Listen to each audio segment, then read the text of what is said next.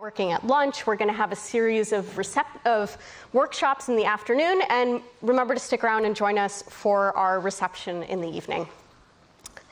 I want to also be sure to thank our partners, our innovation partner Microsoft, our changemaker partner, the PIN Foundation, which is the Foundation for Partnerships Initiatives in the Niger Delta, and our ecosystem partner, Open Society Foundations. We find ourselves in a world with mounting challenges. I think as we look at the development finance landscape, we are seeing countries pull back on official development assistance. We're not necessarily seeing the volume of mobilization of commercial or private capital that might be necessary to address the challenges that we're facing. And there's a mounting debt crisis, right? There's increasing inflation, there is increasing fuel and food prices. So we are in a pretty volatile moment globally. And that impacts communities and people in the lowest income countries often more severely. So that's sort of the backdrop. It's not a very rosy picture, but what I'm hoping we can do today is really have some good conversations and dialogue about how to do development finance better in that environment and what's needed to sort of ensure that needs can be met. So thank you all so much for joining us. I am excited to introduce our first panel. And we're going to be sort of talking about how to accelerate development finance amid this moment of financial disruption. So I will introduce Simon Meldrum, who's the co-founder of the Humanitarian Finance Forum, Michael Anderson, who's the CEO of MedAccess, and Juan Luis Coderca Gallego, who is the head of new financing models at ICRC. Thank you all for joining us. I'll also mention that we had hoped that Amanda Glassman from the Center of Global Development would join us today, and unfortunately she was unable to make it at the last minute. But I am confident that we're going to have a really great discussion here for all of you. I wanted to start this panel perhaps by just doing a quick check of who's in the audience with us. So if you work for a private company, can you raise your hand? If you work for an NGO, can you raise your hand? If you work for government? just a couple? If you're an investor or someone who raises or deploys capital, can you raise your hand? Great. Thank you, guys. So I talked a little bit about this moment that we find ourselves in. It's a bit of a challenging moment. I'm hoping that you guys can help us sort of understand what is sort of the state of development finance and what are some of the headwinds that we're seeing at the moment that are going to have to be overcome to really both address these challenges and move the field forward as a whole.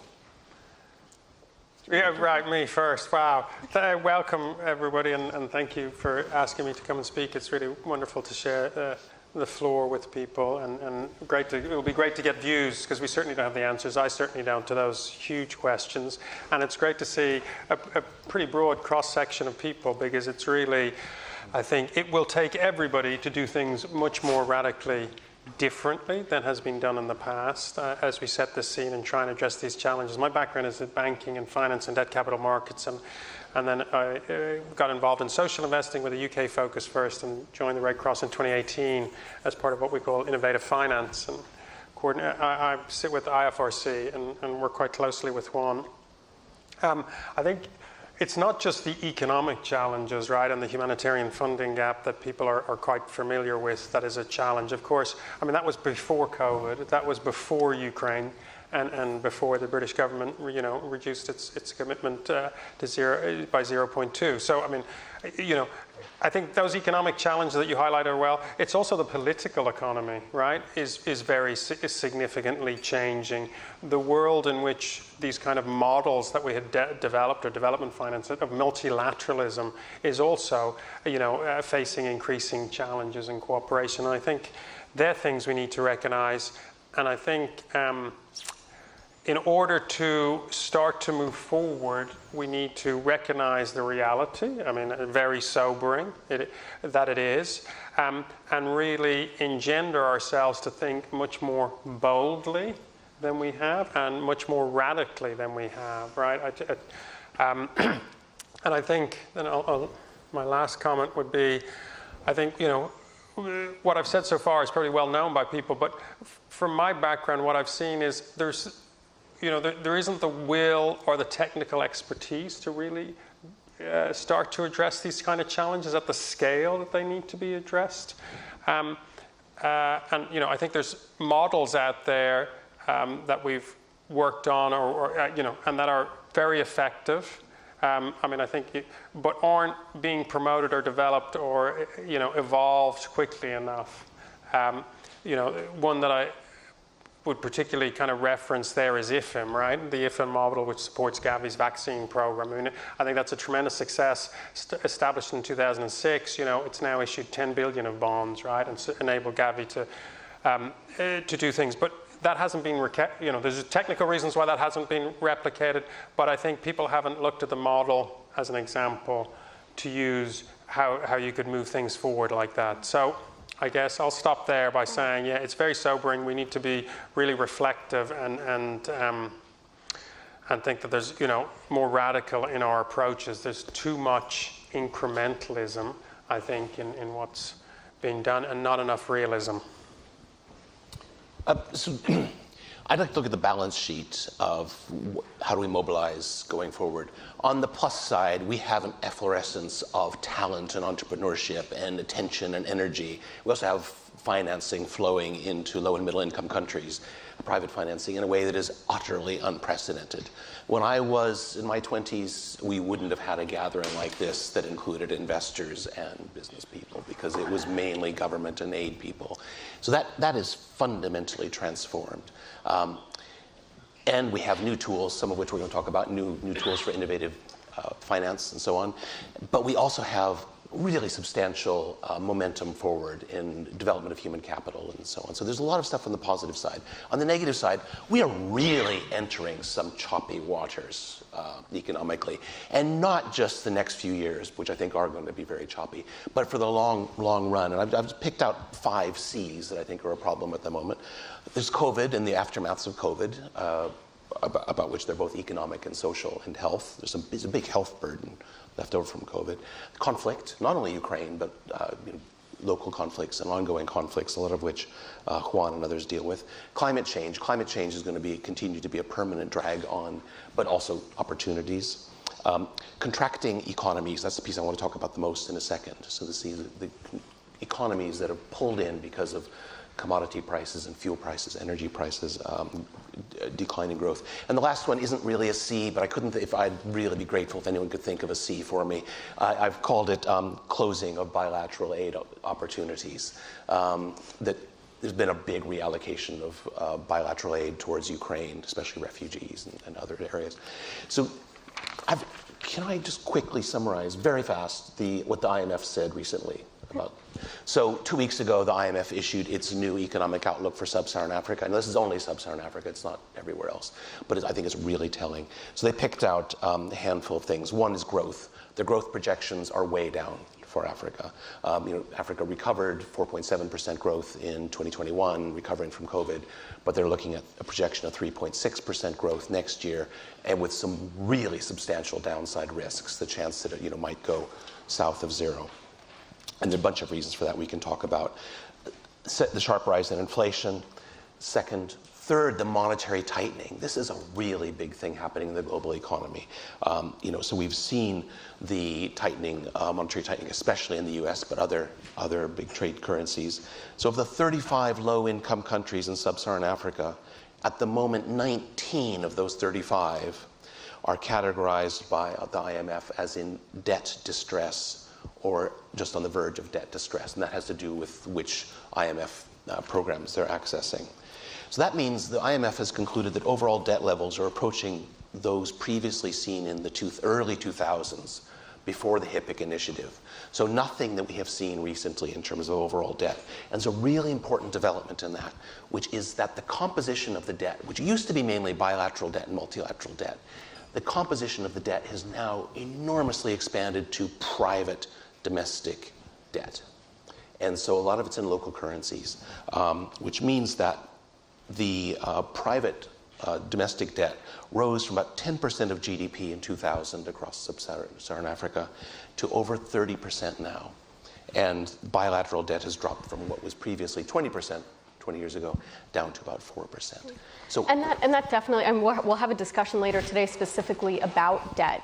But I think a big part of what that's done is also made working out the debt distress remedies much more difficult. And it means a different set of players need to be at the table.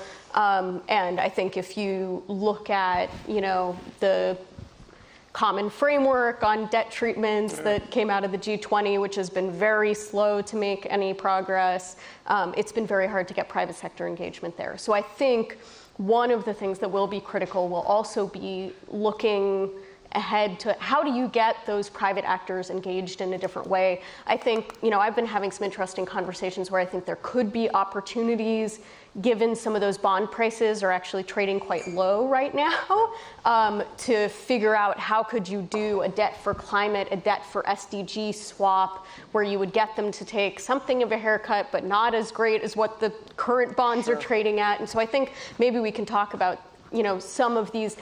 Is that a place where, innovation, and we do have some models where we've seen similar things happen in the past, could be used? Does there need to be another HIPC, which was heavily indebted poor countries initiative, if I'm getting the acronym correctly, but it was a World Bank initiative to help bring down indebtedness in the 2000s.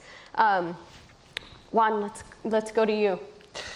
Right, so I do work for the International Committee of the Red Cross, the ICRC, so conflict environment is our setting. So if we're discussing about development finance, we're going to be looking at it from the point of view of fragility and of enabling more development finance to be deployed in the countries where the ICRC works. Now, I think what's interesting, this may seem marginal for the conversation, development finance applied in fragile settings, but it's not. According to the projections of the World Bank, more than 50% of the poorest of the poor will live in protracted conflict situations around 2030. So this is not a minor conversation. It is a critical one. The counterpoint being that conflict environments are more complex and difficult for development finance. However, one thing that needs to be underlined, or another thing that needs to be underlined, is that most multilateral development banks and a good number of national development banks have been developing strategies to deploy their firepower in FCV settings, or fragility, conflict, and violence settings. And for those who may have noticed, the European Investment Bank was the very latest to do so just a few days ago. The ICRC has been developing partnerships with a number of these multilateral development banks, and other members of the Red Cross have as well. That includes the World Bank, the l'Agence Française de Développement, GIZ, the Dutch Invest International, USAID, and others. We have proofs of concept and strategic partnership, about which I'm happy to elaborate a bit more during the conversation. The key point, and I will stop with that I would make, is that we look at innovative finance as families of mechanisms that actually enable collaboration between actors like the humanitarian actors like the ICRC, the Red Cross, development actors, but also private sector, local actors, in such a way that projects that would not take place become viable thanks to our intervention and thanks to the deployment of innovative financing mechanisms.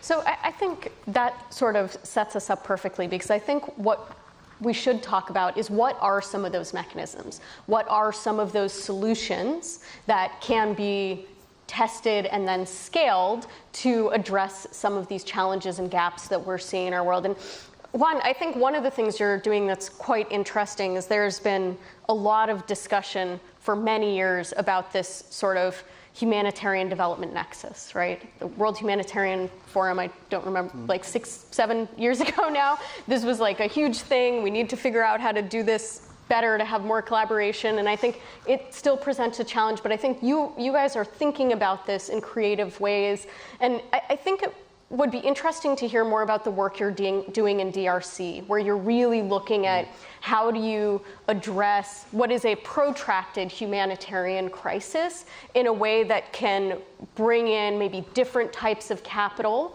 than you would have traditionally raised, but also sort of set things up for a long-term development trajectory. So happy to, thanks. I would indeed also underline the fact that nexus can be a bit politically charged. So we prefer to speak about more sustainable humanitarian impact or solutions that look at exit strategies, making sure that whatever it is that we were doing, is solid and sustainable, including financially sustainable where that's possible. So let me give you an example. The ICRC has been working in DRC, so the Democratic Republic of the Congo, for 45 years.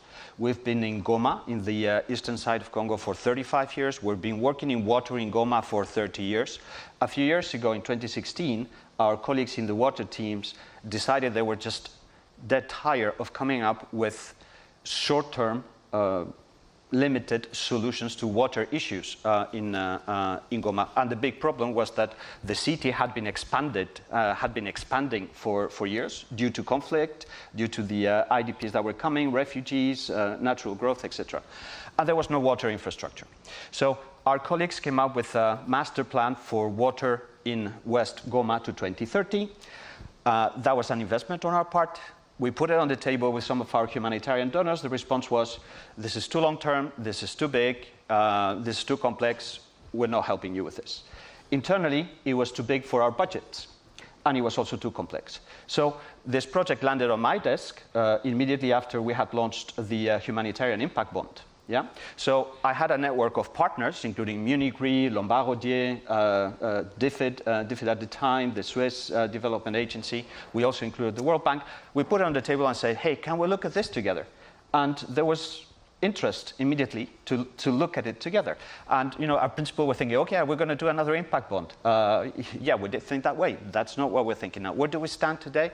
Today, we stand with a model that is based on innovative approaches to blended finance, whereby we have mobilized some humanitarian funding for the ICRC to take the project far enough for development actors to come in, to work on the legal frameworks, to build, to develop the local capacity, and to pave the way for a private operator farther down the road. This also means that what we thought at first like a 40 million Swiss francs or euros or pounds or yeah, we're on a par just everywhere. Well, we thought it was going to be a 40 million program that we were going to shoulder, project that we were going to have to shoulder. Right now, there's 2/3 or 3/4 of the project that have been taken on by development actors who are deploying their development finance directly with local actors. So maybe just to wrap up on this point, because this model is totally replicable, and we actually have a number of projects in other places and also in DRC that are coming up bottom up, but also support some intentions of support from development actors, is that at the beginning of the conversation about innovative finance a few years ago, the core objective was, let's fundraise for ourselves. That logic doesn't work. You want to do innovative finance or development finance applied to more fragile settings, which is also another way of looking at innovative finance. You need to start with the problem, and you need to look at innovative finance solutions as a series of means that enable partnerships across sectors, across the humanitarian, development, private, local sectors, in such a way that you make the project viable. Thanks. I mean, I think one of the things that strikes me about that is that you can truck water into communities to ensure access for decades. Or you can do what you guys are trying to do, which is actually build the infrastructure which could far outlast that, and in the end should actually be financially more sustainable. Sorry, if I may just add, because this is also part of the innovation in what we're trying to do, is that this is about building the infrastructure, but also a financially sustainable operating model. There's cash flow once the infrastructure is built, and there is an objective across among the partners to pave the way for a private sector operator. This is a totally new thinking for humanitarian actors like the ICRC. Simon, I wonder if we could come to you, because you run the Humanitarian Finance Forum, and I think you think a lot about how do we sort of bridge the understanding gap, that knowledge gap. What type of tools do you think can work? Is that type of project scalable? What does it take to get that to a place where a private operator might come in? Yeah, thank you. Yeah, and the forum is something I set up with IFM too, and please do, if you think it's relevant to you, Luck and join and participate in the discussion. And really, it's a platform to bring cross-sector together, to recognize what Juan is saying, that actually, you know, the development humanitarian nexus, or this separation, is really doesn't work on lots of different levels, right? One, if you actually care about impact, it's asinine to describe things as humanitarian or development. Very practically, you know, I've sat in rooms where people debate. I mean, from my background, I've had serious debates or whether a tap is a humanitarian or a development tool, right? That's the consequence. Yeah, but I mean, it is funny, so I use it, but I mean, it's very profound to think about that, right? So that has to change. The other thing is, if we talk about development as humanitarian side, you know, it's also very simplistic to think, as Juan had illustrated, you know, that humanitarian are short-term needs. There are emergency response, but ultimately refugee camps, things like Goma, are multi-year. And again, you know, it's a terrible indictment of the system where these real needs are being addressed badly by short-term intervention. So that has to change. And equally on the development side, right, when we talk about green and climate, one of my things is, you know, the people who are being affected now, the billion people affected by climate change now, are the most vulnerable in the most vulnerable context. And that's a humanitarian issue first and foremost.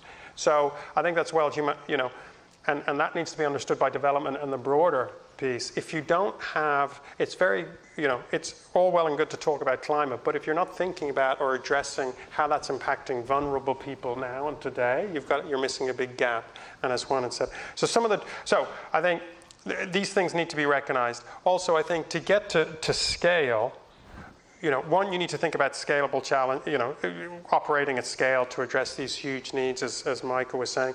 And two, you need to think about sustainable interventions, the financing being sustainable, right? Because that's the only way you'll attract private capital. Otherwise, the capital, whether it's private or public, will erode over time. So then the question becomes, what are you willing, what are you prepared, what are you able to do to bring in the private capital that can be deployed in these kinds of contexts, right? And I think that's a much more constructive debate about doing it. And then very simply, as someone who kind of works in finance, I think, you know, we mix up all the time in these communities the two of funding and financing.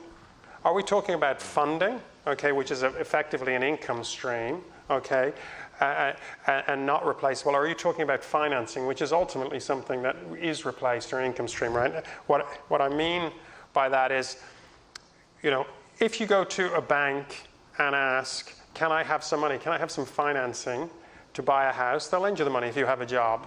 Okay, if you don't have a job, you don't go to the bank, it's very obvious, and ask, oh, can I have some money to subsidize my income? And yet vast swathes of people, and I'm sure some in this room, think it's completely acceptable to go, I've lost income, I don't have grant funding, I'd like some financing. That's not an investable proposition, and that's not a sustainable proposition, right? Sustaining something means returning the cost of capital, and then you get into a debate, you know, about what's an acceptable return, what's an appropriate return in cost of capital. Is it a good use of public funds to subsidize returns on capital to private investment and you need to be able to justify that and demonstrate it. But yeah, I think so. That's some of the tools. I mean, and then I'd like to make one last point about the. So I think it really, about the forum, and it's that kind of approach. We have global challenges that are huge and growing enormously. We need to put people and the humanitarian issues at the forefront, and it absolutely is imperative that it's much more cross-sector when we bring people together to have much more practical solutions and approaches, working on real projects like GOMA or others in these kind of various forms, because I think a lot of this is probably, there's a reasonable consensus about what I'm speaking about. But we need more sort of practical examples. Yeah, and we need to concrete, scalable, yeah, I mean, my little favorite tools. example, and if people have heard me talk, they'll have heard this before, right? So, some of the numbers talking about it, and what is scale, in the impact investing, there's a trillion assets, right, ESG, in impact investing globally is their estimation, okay? And we talk about impact bonds, right? Now, impact bonds, the Brookings Institute, impact bonds by the numbers is my favorite go-to reference of their website, October. There's been about 500 million of impact bonds, which is, a very significant contribution, right?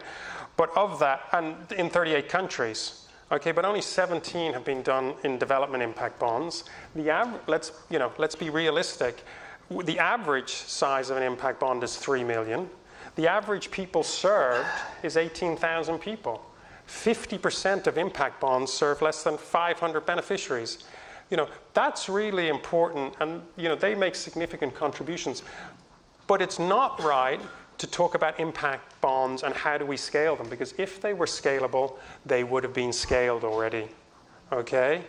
I'll repeat that. If impact bonds were scalable, they would have scaled already, and over the same kind of time, I mentioned IFM. We also have green bonds. They started in 2007. European Investment Bank, or EBRD, vie for the title. That was the first one. It was in 2007, 150 million euro issue. Okay, so we can make the parallel. Now green bonds are 500 billion a year.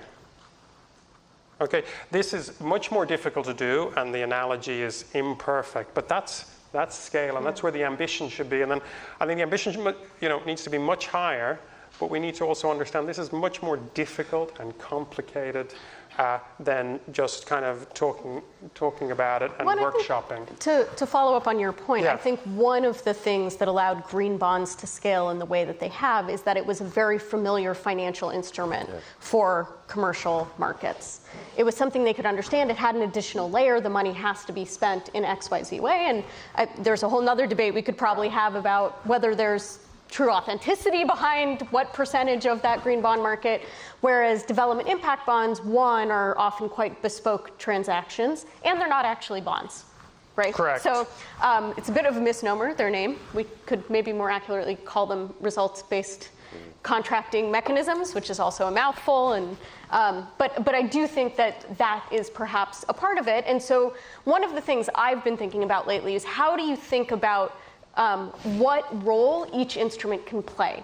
Because if you talk to organizations involved in development impact bonds, transformational for the organization doing them in the way they manage data, in the way that they can better serve the people who they're working with. So maybe there is a role for them, but the role might not be in creating that bridge to more commercial capital. Yeah, absolutely. I mean, impact bonds have been 500 million is a significant amount of money, right? And have made tremendous difference to the people served. That's not at all to denigrate them, but they don't achieve scale. Yeah. That's the point. And can we move on from the discussion of how do we scale impact bonds, right? That's not to figure out what are the other instruments for scale, right. And they could be a part of the broader development finance absolutely. discussion, Tremendous, as long as they're used for the appropriate purpose. Right, and I think I'll just say one last point on, I guess what I was trying to do with the forum and setting it up and get it going is, the job of finance people is to work at finance.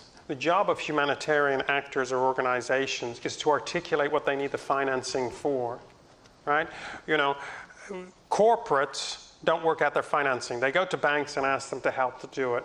Why do humanitarian or development organizations, right, operating in the field think they're best placed to work out the solutions? They're not. They need to articulate the operating need, okay, and then and then ask a financing house, institution, organization to help them solve that. And financing institutions and development actors need to get a lot more sensible and pragmatic and recognize that AB loans and blended finance and stuff, work very well in stable environments where rule of law and there's functioning institutions. We don't have solutions, we don't have tools yet well developed that work in a humanitarian or fragile, conflict or violence setting where these institutions are. And in order to achieve the SDGs, we need to do that. So it's a development problem. Well, Michael, I want to come to you because at MedAccess, you guys are using some sort of innovative financing tools in interesting ways and using public monies in a way to sort of get to scale on certain things to unlock certain new innovations and developments, particularly in the sort of health space, right? So tell us a little bit about some of those tools and how can you look at the tools that MedAccess is using? Are there other applications? Can we use, some of the things that you're learning and apply them in different contexts? Thanks very much, Adva. So MedAccess is a company that was founded by British International Investment, the UK Development Finance Institution. We're a subsidiary of BII. We have $200 million of paid-in capital that we use for financial transactions relating to access to medicines. And what we saw in the last session, we discussed pandemic preparedness. We saw during the COVID, the world was divided into the haves and the have-nots in terms of access to vaccines. And we saw it really starkly with COVID vaccines. But in fact, that situation of people being divided into those who can get access to medicines and those who can't pervades all sorts of areas all the time. And in fact, there's an ongoing, persistent problem of people really needing essential medicines that are available. We have the science, we have the technology, but they just can't get them. They can't afford them, or they're not distributed, or not approved in their country, whatever. On the other side, businesses have these great products, often developed by the best of science and manufacturing, and they often can't take on the market risks of distributing them or getting them into countries which are perceived to be much higher risk. So that's why MedAccess was set up. We partner with businesses to help them de-risk bringing their products to what they perceive to be riskier markets. So larger volumes, newer products brought to market faster, brought into new countries. Can you give us a tangible example? Yeah. So I'll give you we've done a number of them, but we worked with a company called SD Biosensor based in South Korea. They developed a test, a rapid diagnostic test that would test for HIV and syphilis for pregnant women. And that test has been around for some time, but it was way more expensive than the test, which is just HIV alone. And so around the world, women are tested for HIV when they're pregnant to see if they're going to pass it on to their kids, right?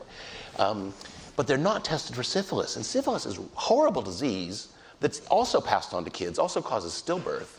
And we partnered with this company to help them bring down their price so they could produce a test at a price that was lower than the prevailing HIV test. And the way they did that was we helped them guarantee substantially increased volumes of sales across many, many countries simultaneously. And we provided them with what we call a volume guarantee, which is we said, well, we think, we've done some demand projections. We think you can sell all this stuff in these various countries. Here's what would have to happen. And if you don't do it, we will make you whole. We will make a payment. And therefore, it's worth you as a company taking on the risks of increasing your manufacturing volumes. It's worth you as a company taking on the risks of bringing marketing teams into new jurisdictions you've never worked before. Because we're there as a safety net. If it goes wrong for you as a business, we will be there to make it okay. And that allows, and when we do these deals, they cover many, many countries at once. We prefer to do more than a dozen countries at a time. And we have seen really substantial price reductions and really accelerated access to products. So I'm not going to go through all the products, but they include, for example, the new next generation mosquito bed net that has 2 insecticides in it rather than 1. We partnered with the German company BASF so they could reduce their price by 40%. Without the guarantee, they couldn't have done that. And it's now being used very widely in malaria, where there's a mosquito resistance. We've done HIV tests. We helped support the world's first malaria vaccine coming to market, a range of products. Yeah. So, but the key thing, in terms of tools, so we mainly do guarantees. We can also provide credit and working capital to help companies increase their production.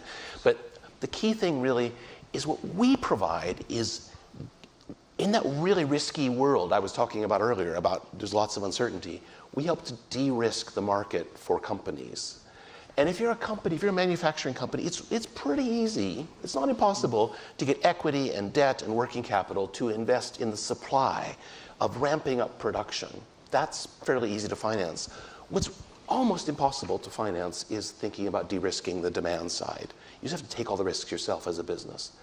And I think what MedAccess was founded on was the premise that if we can help de-risk that, we can help businesses get products out more cheaply, faster, better, improve access for patients. So that's what we do. So we're actually going to come to the audience for a few questions in just a minute. So think of your questions, because I'm going to take them in a minute. But I want to talk a little bit more about guarantees, because I think it's something that has been discussed for several years as, we need to see an increase in volume of guarantees to help do that de-risking work and bring more of that commercial capital in. And I don't know that we have seen a particularly rapid growth of the use of guarantees among DFIs, MDBs, et cetera, different actors. And so I wonder, do you think we need more guarantees? And then how do you get there? How do you, if that is a mechanism that can help bridge that gap, why aren't we seeing more of it? You want to say? Yeah. Sure. Or All right, maybe I'll, a few things on that. We are looking at, for the GOMA project, we're also considering a guarantee that may come from one of our European partners to support the private operator further down the road. What I would like to underline is that the model and the mechanism you are going to use depend on the problem you are trying to solve. As Simon was referring before, impact bonds were all the rage, so I think we settled that one. Our side, what we're looking at is at a series of families of mechanisms that we are applying to a series of projects that have been launched or are in development. That includes outcomes-based financing. That includes, blended finance, concessional finance type of approaches. We're looking at debt conversion. We launched the ICRC Climate and Environment Transition Fund. We're also looking at crisis risk financing. That's farther behind. So these mechanisms respond to the problems we are trying to solve. And maybe just one more point is that in our experience, what has been instrumental to us being able to do these things is the fact that we have brought into the organization people with financial expertise in the public and private sector, because doing this requires a lot of interpreting and translating and building bridges between institutions. One other action that has been extremely useful for the ICRC is to bring somebody with 30 years of World Bank experience into the ICRC at a very senior position. And lower levels, people from AFD, the Agence Française de Développement, for example, into the ICRC, and ICRC people into the AFD.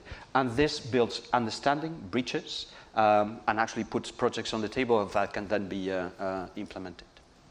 Yeah, just echo what Juan said. I can only endorse that. I mean, it's not about products, okay? It's not about, it's about solutions, right? And what people need to focus on, what Juan has said is absolutely worth reiterating, but it shouldn't be. It's obvious, right? I'm a financier. I can help with finance. The worst thing you could do is send me to the field and come up with a wash solution, right? Or whatever. These are, right? So why is it acceptable in these kind of environments for field operatives or people with long and deep industrial, experience of sector expertise to start on innovative finance? One of my favorite questions, and if you approach me, I'll ask you, when people say, I work in innovative finance, I'm like, oh, great, what's your finance experience? Typically, it's zero. And I'm like, well, you're not going to work out the solution in the same way, and that's not to denigrate what you're saying, is, I'm not going to work out the best wash solution, right? Or the best, community engagement solution, because that's not my knowledge or expertise. So I think it's really important. Don't focus on the products. Yeah, exactly. You bring in expertise to help you work through those things. Oh, I'd love to have a chance to disagree, and you've just given me a chance. Great. So, look, I think that you asked about why we're not using more guarantees. It's absolutely critical. You do have to have the finance expertise in-house. And in MedAccess, we have a team all come with lots, black belts in finance all out of the city. we've also got a team of people who have tons of public health experience. But the key thing that we have is people who are really, really good at doing market analytics, of understanding what is the market, what's the demand going to be for this range of products. And those people, with the finance folks, actually do have to get in the field.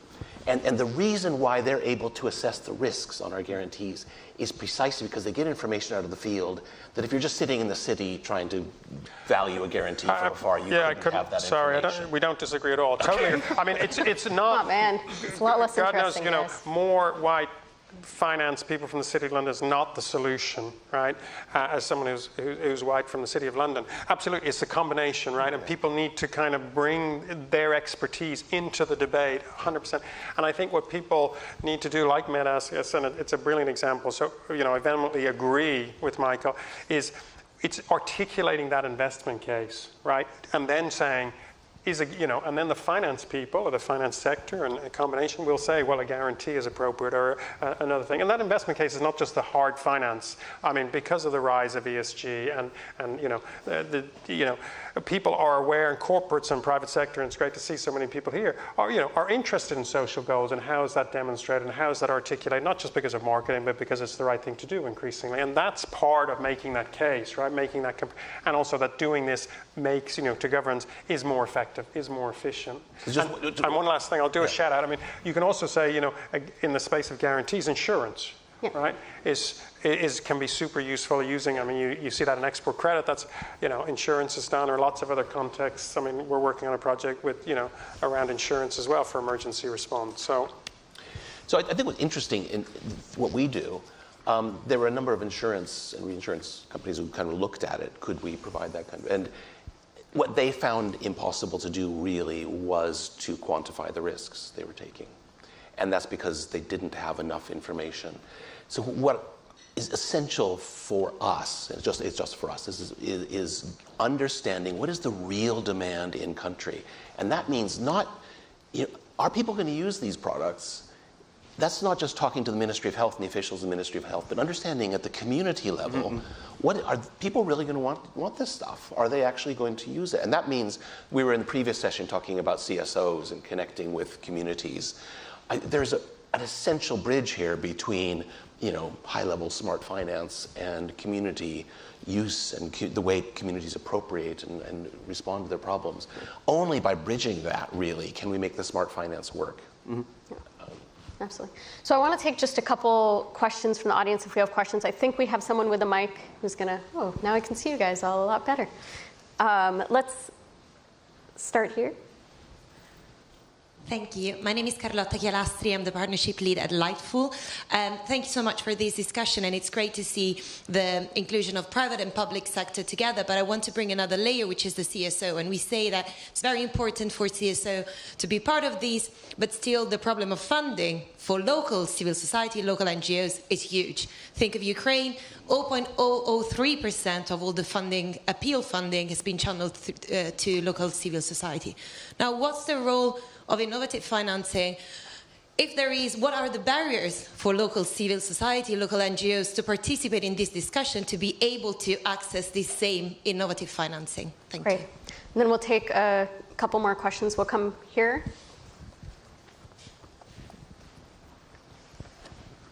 Hi, my name is Sasha Gayama. I'm the head of alternative financing at the Danish Refugee Council, so I look forward to speaking to you later, hopefully. A comment and a question. I think comment-wise, fully resonate what you said.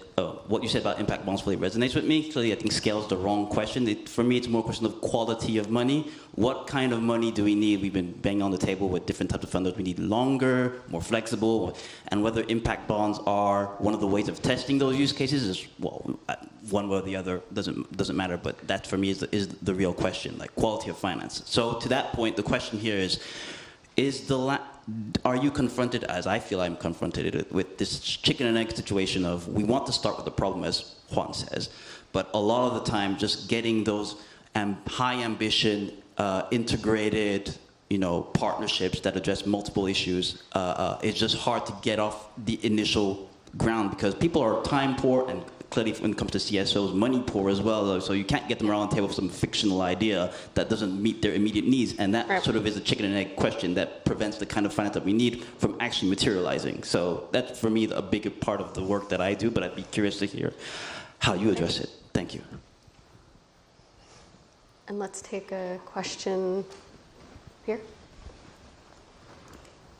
Hello, my name is Olga Artu. I'm representing Food and Land Use Coalition at World Resources Institute, and I'm operations manager. We do work in African countries. We do have a Follow Ethiopia country platform. And I have a question about blended finance, because many things said are very resonating. I used to work with blended finance at EBRD, and obviously blended finance in emerging Europe had a great success. In Croatia, in Georgia, and then you go back to further to Central Asia. So there is a certain need for a market level development for blended finance instruments to work the way they can be successful. Now it's, for example, now a big, and because it was clear that blended finance instruments in certain conditions can produce very good results, it's now natural appetite in least developed countries for those developed the blended finance instruments. For example, in Follow Ethiopia, we're working with the Ethiopian government, who clearly shows the big interest in blended finance instruments. Yeah. But then this big question of exactly what happens if the state is in fragile. Yeah, it's large war now in Ethiopia. So, like, how can we take the discussion on blended finance further to understand when it's the time for the country to start implement blended finance facilities? Because obviously there has to be a threshold in them as we know them now. So we have 3 questions, and maybe you guys want to just answer what sort of speaks to you. So we have one question about how to better involve CSOs in some of these conversations, and perhaps particularly in ensuring that you have the kind of market information, for lack of a better way to refer to it. A question on how do you actually practically build these high impact partnerships and bring together these different forms of financing, and one on how do you figure out the right time and the right type of blended finance instruments, particularly in more fragile or volatile countries. Shall we take it from the right? Sure. All right. Okay. So a few things my side. We are the founding member of the Red Cross movement. Every country has a Red Cross. They have hundreds of thousands, actually millions of volunteers across the world. So from that aspect, the work of the Red Cross is very based also on the national Red Cross. So we work very closely with them. The debt conversion mechanism that we're working on would be oriented toward mobilizing additional resources for national societies in African countries to deliver on humanitarian impact. In the case of the Goma West water supply project that I was speaking about, Michael, you were speaking about the role of communities, has been named a number of times. It's of course critical. I mean, the ICOC does have boots on the ground, but we're also working with the Congolese Red Cross to better understand how water works within the community. So that's on that point. I think Sasha was also asking about financial additionality of these mechanisms. Is that correct? No? Okay. All right, then I'll come back to the question of how do you build these partnerships, where it takes time, it takes trust, it takes long-term relationship, but also it takes putting ideas on the table. One key lesson from our side is that if you want to do innovative finance, then do it. We started with the Humanitarian Impact Bond. Again, it's not hugely replicable, but we learned a lot, and it was a very successful transaction, and that delivered the humanitarian results we expected. So just keep trying things. But you need leadership engagement, you need organizational engagement, you need organizational readiness, you need expertise within the house, etc., etc. So it's not for the faint-hearted. I would put it that way.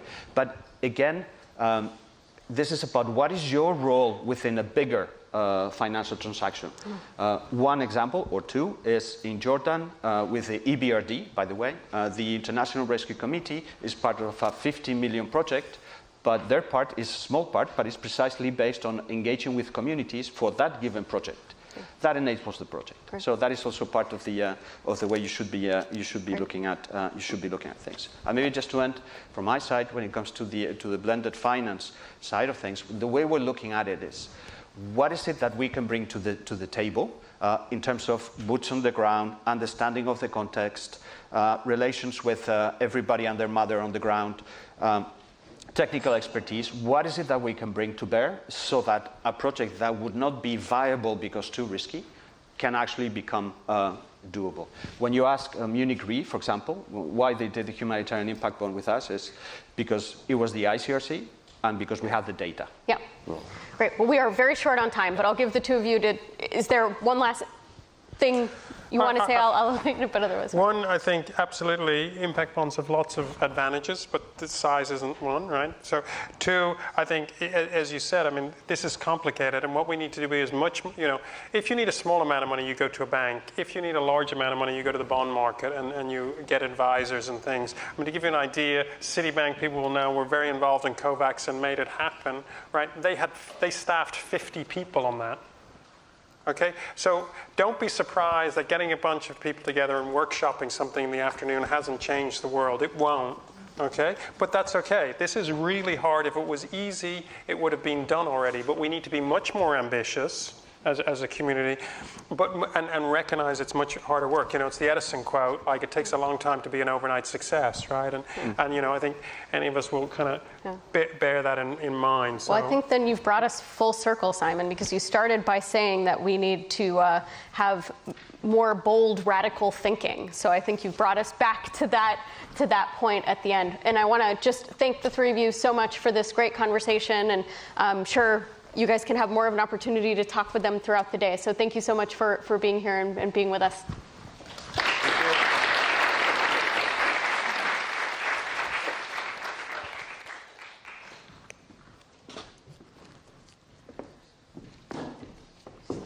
Right.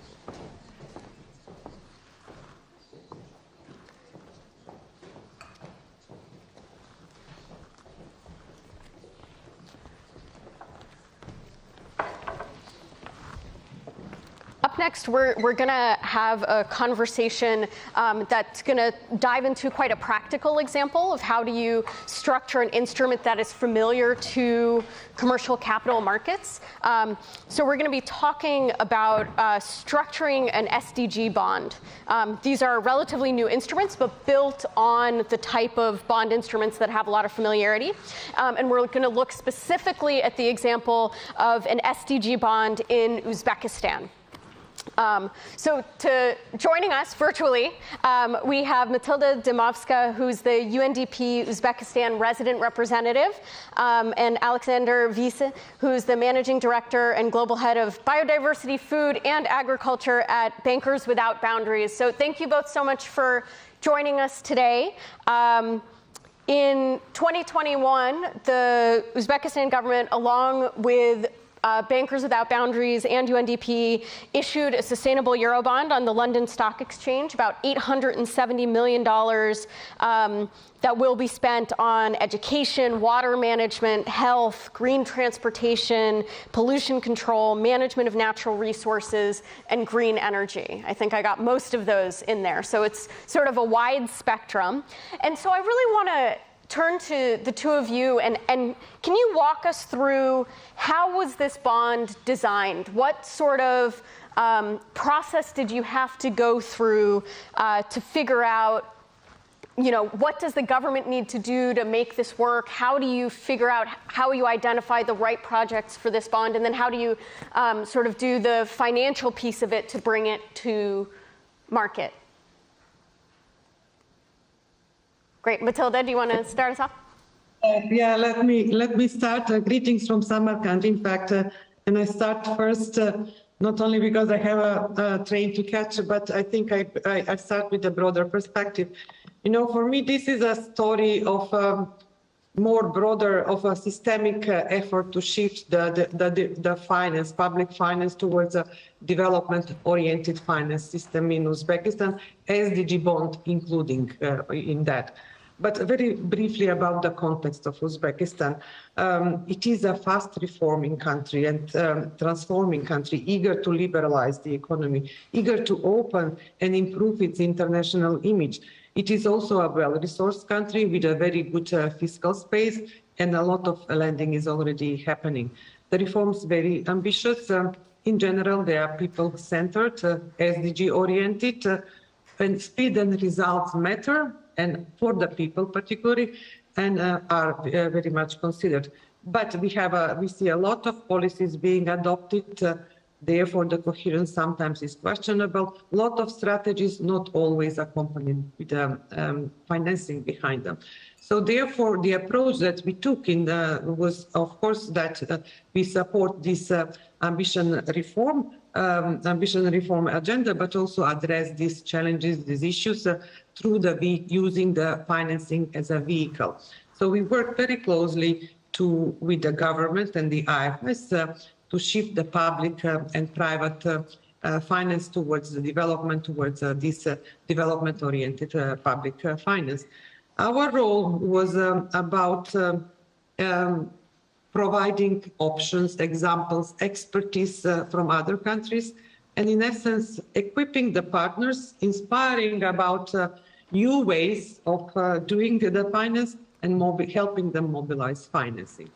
Now, we started with looking into the integrated or building integrated financing framework to set the overall picture of the development of the financing framework, and particularly look deeper into the public finance management, which came with the two key points: that while the efficiency of the existing financial resources needs to be improved, new forms of public finance needs to be brought in, particularly having in mind the assessment that was done, development finance assessment, which indicated that the development needs are huge, like $6 billion per year US dollars SDG financing gap for the country. So therefore, we argued for two things: amplify work consistently on a public spending efficiency, effective governance, and doing business environment, but at the same time amplify it, the financing existing resources with international ones. So we continued working on all of these aspects of the financing system, but also part of it was issuance of the SDG bond. Now, you've mentioned in 21, Uzbekistan made a very good start with part of that bond was issued also in Uzbek sums, and it attracted a lot of attention. It was oversubscribed, I think, 7 areas, SDG-related areas that you have already mentioned were part of the offer. Now, we have started the process with facilitating the exchange with other countries. We avail the expertise, as the previous speakers were saying, bring the examples, put forward the ideas, and we brought that from Mexico, from India, Sustainable Development Network. So cases of thematic bonds issuance we brought, but also we focused on working on putting in place SDG bonds framework, or that would on one side ensure alignment with the SDGs and the needs into the country, but at the same time laid down a foundation for a robust SDG impact monitoring system, transparency of the use, accountability of the proceeds, and so on. Great. Well, maybe we can come back to talking a little bit about some of those systems and how you're helping sort of monitor the use of the bond in a minute. I want to bring Sasha into the conversation to talk a little bit about how it was structured. And then we can also talk a little bit about lessons learned, because you talked about in this bond building on sort of previous iterations, but would love to also hear from both of you about how you can sort of take this experience and is it replicable and in what sort of context. So Sasha, tell us a little bit about how you sort of helped bring this product to the market. So at the end, being involved in structuring green and blue and SDG bonds in the past, I have to say in Uzbekistan we found quite an ideal situation. So first of all, there was quite a strong collaboration between UNDP, the Ministry of Finance, and the Public Debt Department, and ourselves on the structuring side. So the Deputy Finance Minister, Odilbek Isakov, he knew exactly what he wants to achieve with the issuance of the bond. And our work was just to write the bond framework and align the internal systems in order to make the bond happen. On the one side, we helped the Public Debt Department to write the bond framework and align the categories to previous expenditures and looking forward how the expenditures could be aligned to SDGs. On the other hand, we've done quite a lot of capacity building, not just to the Ministry of Finance, but to the all line ministries. And this is where the projects are coming from. So to create real sustainability, you need to make sure that the line ministries understand what an SDG bond is, kind of demystifying the whole structure. Once you get to the point they understand, then the project collection and the subsequent allocation and impact analysis is simpler and more straightforward. And this was like the main task. The financial instrument itself was relatively easy to issue into place. And as Matilda already said, part of the bond was in Uzbek Su, which was quite a novum. And in this case, we issued a twin tranche where we had one part being in US dollar and conventional bond, and one part being SDG bond in Uzbek Su. And this gives quite a lot of confidence to investors that the country will allocate in line with financing in the SDGs in quite focused way.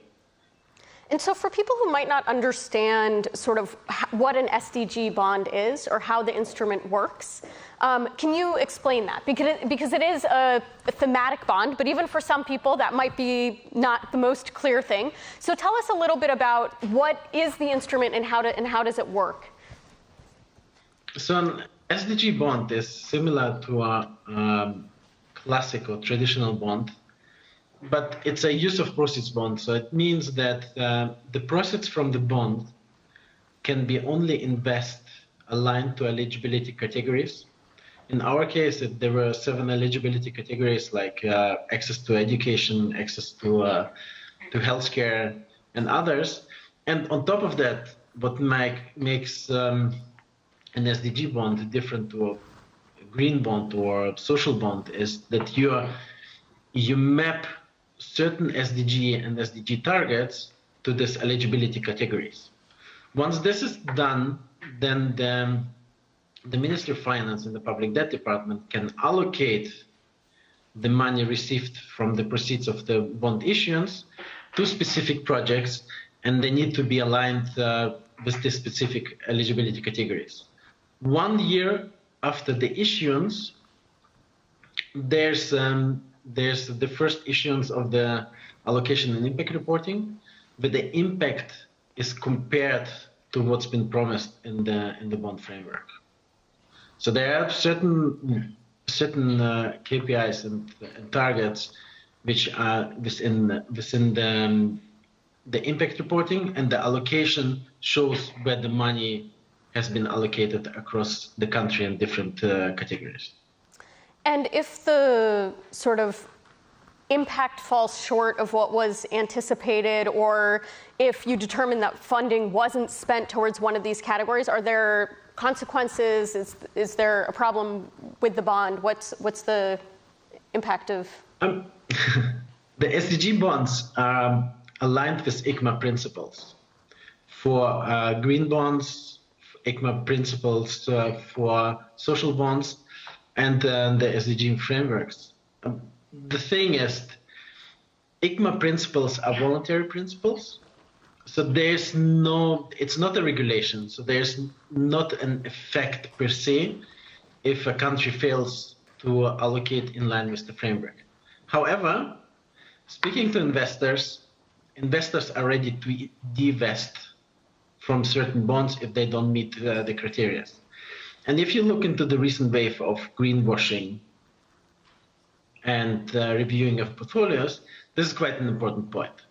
Okay. And this is because we had on the other side the deputy finance minister, having spent 15 years of his life in the banking industry, he understood it well that aligning with the bond framework is quite crucial in order to get more investors in the future into the country. Yeah. So Matilda, part of your role at UNDP is doing some of this impact monitoring and tracking of where some of this funding is going. Can you tell us how things are going so far and sort of how you're doing that, monitoring, how you're working with the government to sort of track where this money is going? In fact, that relates to the previous point that Sasha was making. You know, the government was very clear from the very beginning that they want this to be successful, and they were in a clear understanding that the reporting will be very critical, because it's not in their interest to have it's in their interest to improve the image, not to damage it with not a lack of impact. So therefore, the issue was to set the strong, robust monitoring system from the very beginning, and to set the criteria in the selection of the projects, in fact. So the whole UN system was mobilized to help the government establish, as part of the framework, a selection criteria, impact criteria, that at the end will help monitor whether there is a input or not. Now, it's not a straightforward process, and of course it required a lot of capacity building throughout the country, throughout the institutions, because the projects are locally implemented. So it was a capacity building that we did to the institutions that they can credibly monitor and report at the end, and the report is very soon to be issued. Great. So it was systemic from the very beginning. That was what I wanted to stress. Yeah. Well, we will keep an eye out for that report to see how things are going. Sasha, I want to come back to you. We have just about a minute left. But I want to ask you, do you think we're going to see a lot more SDG bonds? Are you working on other ones right now? When should a country consider them? We already talked earlier about sort of growing indebtedness. So SDG bonds may be using those funds for a specific purpose, but it could add to the sort of debt burden of a country. So when should countries be considering these types of instruments? Do you think we'll sort of see more of them? What sort of growth trajectory do you expect? So the investments into thematic bonds, and this includes SDG bonds, green bonds, and social bonds as well, and going forward, blue bonds, where we work on a set of guidance together with ICMA in order to make a certain framework to accelerate them. They will be quite important in the future. So especially within developing countries, issuing an SDG bond is a signal to the market that the government is improving transparency of the allocation process.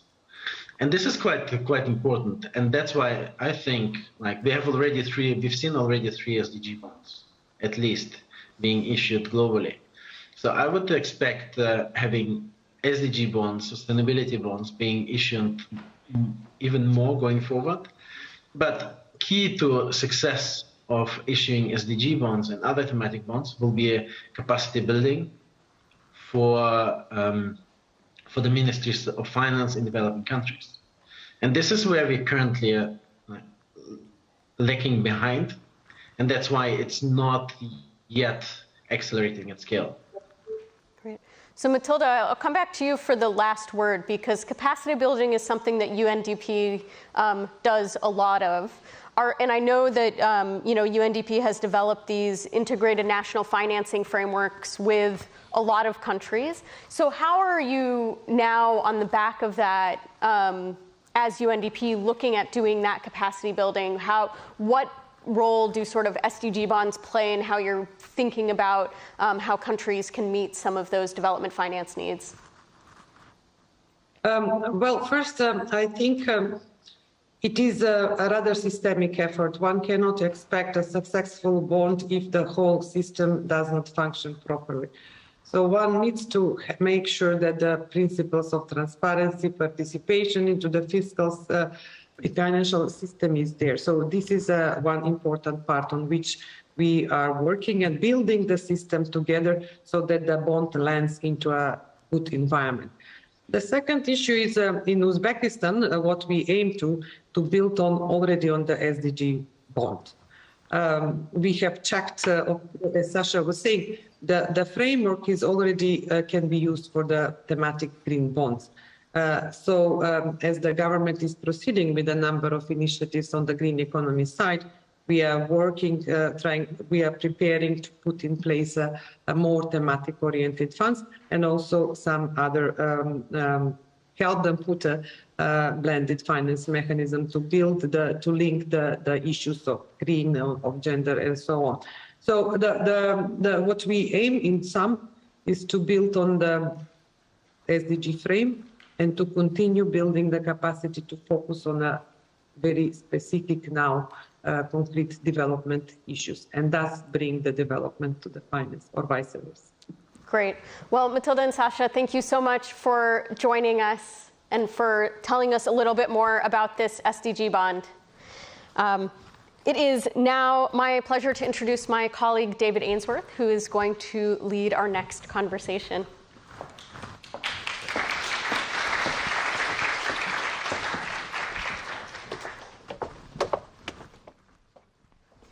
Hello, everybody. Pleasure to be here with you.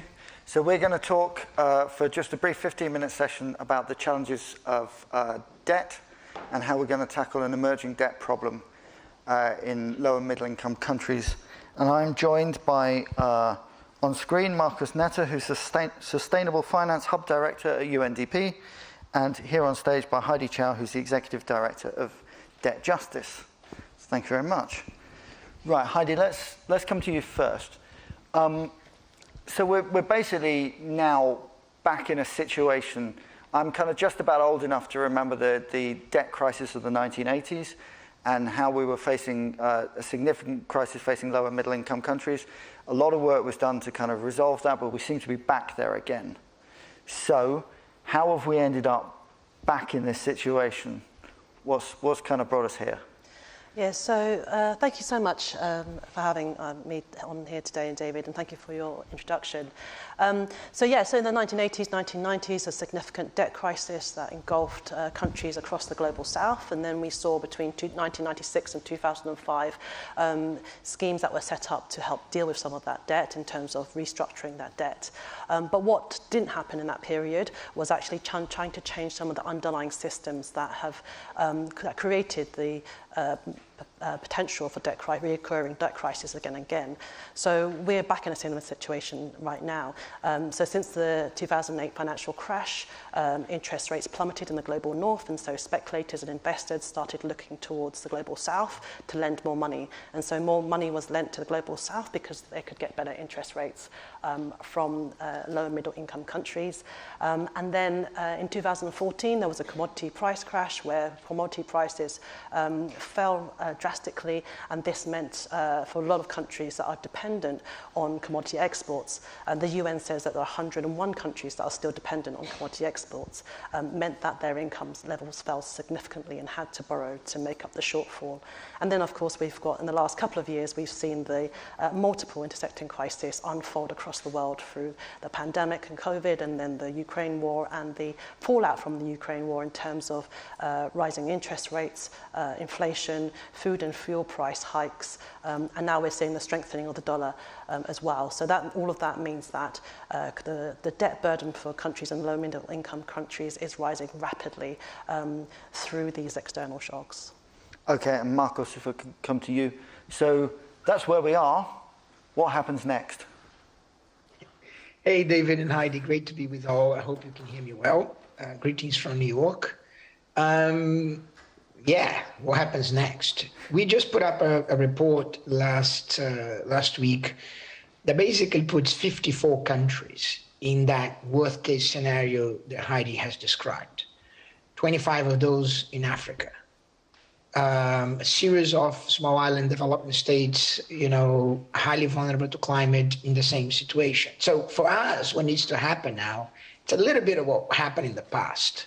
There needs to be a preemptive, come together of the global community to deal with this crisis. Now, the first point is that this is not about debt restructuring. Not about debt rescheduling.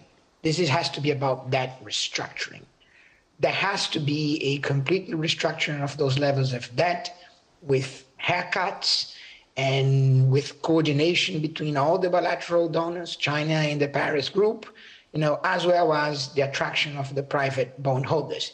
Current debt crisis is slightly different than the past ones, simply because you have new players that were not as active as they are now in the past.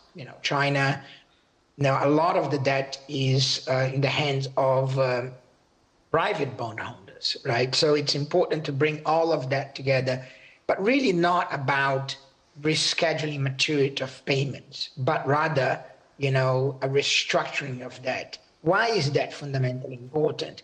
Because we are in a moment that we cannot afford, with the climate crisis, with the cost of living crisis, with the energy crisis, we can't afford to strap governments of fiscal space, right? Governments must be able to pursue the national determined contributions of the Paris Agreement. They must be able to pursue the sustainable development goals, and that needs to be managed, and that sustainability needs to be looked from that point of view.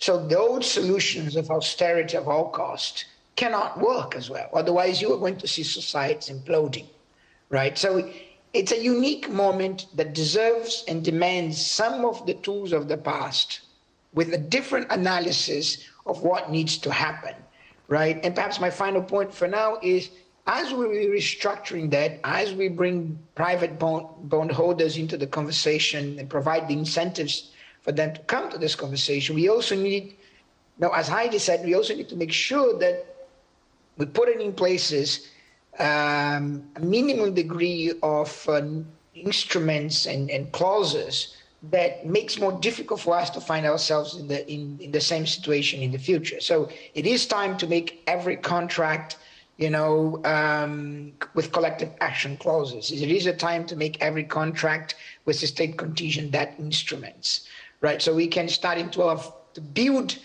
to avoid this situation in the future. Okay, thanks very much. Heidi, do you want to add to that? When I spoke to you earlier, you seemed a little bit skeptical about whether these things are actually going to happen. Yeah, so basically 2 weeks ago, the IMF and the World Bank and the G20 finance ministers met, IMF and World Bank annual meetings and the G20 finance ministers, and actually there was rhetoric around the extreme severity of the situation, but there was no action to match that rhetoric. And actually, without any concrete action around comprehensive debt restructuring, as Marco said, what we're going to end up is default lending. We're going to end up in a situation where the response that we're going to see from global leaders and from multilateral institutions is more lending. And actually, more lending in a scenario where countries are in a debt crisis isn't really a sustainable solution. And the really only way out of this debt crisis is, as Marco says, comprehensive debt restructuring. And in 2020, the G20 did introduce a debt restructuring scheme called the Common Framework, but it's only had 3 countries that have applied, and those 3 countries, none of them have had any debt restructuring whatsoever.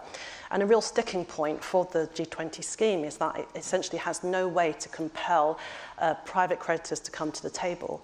And the private creditors are a really big class of creditors when it comes to who owes who in the global debt system. At the moment, 47% of all low and middle income debt repayments are owed to private creditors. And so without them playing ball and without them coming to the negotiating table to negotiate debt restructuring, it means that not only can there be no deal to be had, but it also means that it puts off other lenders from from offering debt restructuring, because any debt cancellation or debt restructuring that is offered would then just be releasing resources for countries to pay back private lenders. And many of these private lenders are investment banks and hedge funds who've purchased the debt at rock bottom prices, essentially buying distressed debt in the hope of pressing global south governments back for full repayment, so that is where they make their profitability. So that's why we really need to bring them to the table. And for my organisation, Debt Justice, we are advocating 3 ways that we can do that. So in a very immediate term, global south countries need to be able to default on their debt to private creditors. And they need political and economic support from the IMF, World Bank and other governments to enable them to do that, because only by threatening not to pay will you bring private creditors to the table to enable them to negotiate something rather than walk away with nothing. And then in the medium term, we need legislation. Most of the debt contracts in the world are written either in English law or New York law. And so if we can have legislation in both these jurisdictions, we could actually have a mechanism through which we can compel private creditors to cooperate when it comes to debt restructuring.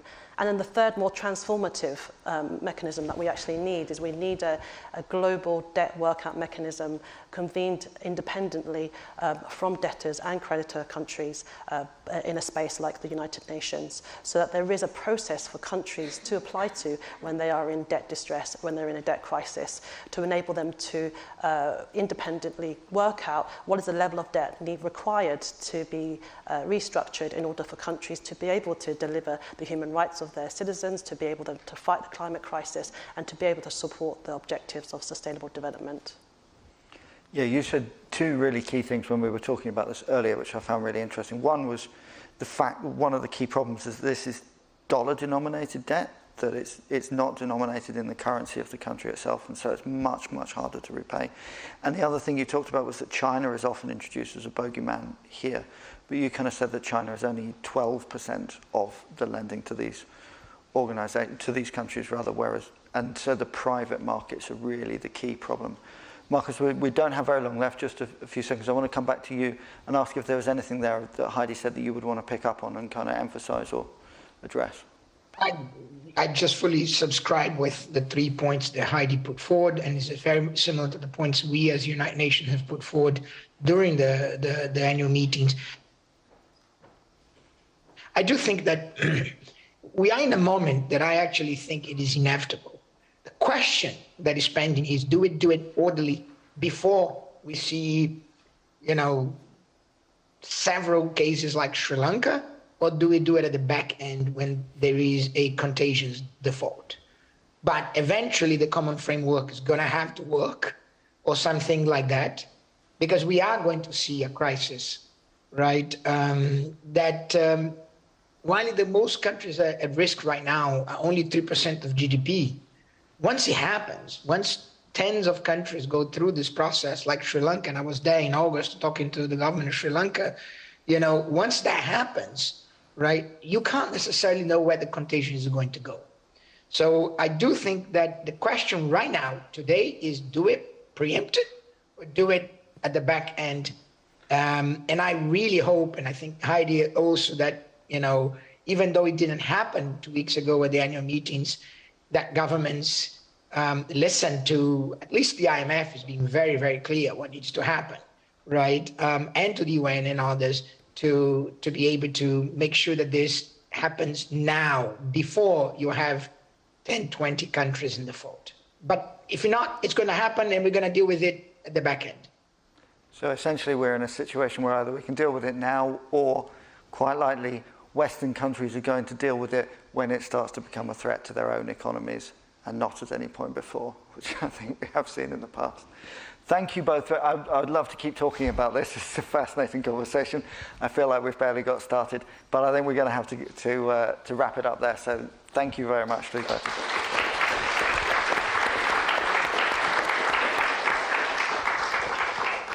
Okay, thank you very much, everybody. I think we're looking, sadly we don't have any time for questions. We'll see you back here after lunch. Thank you.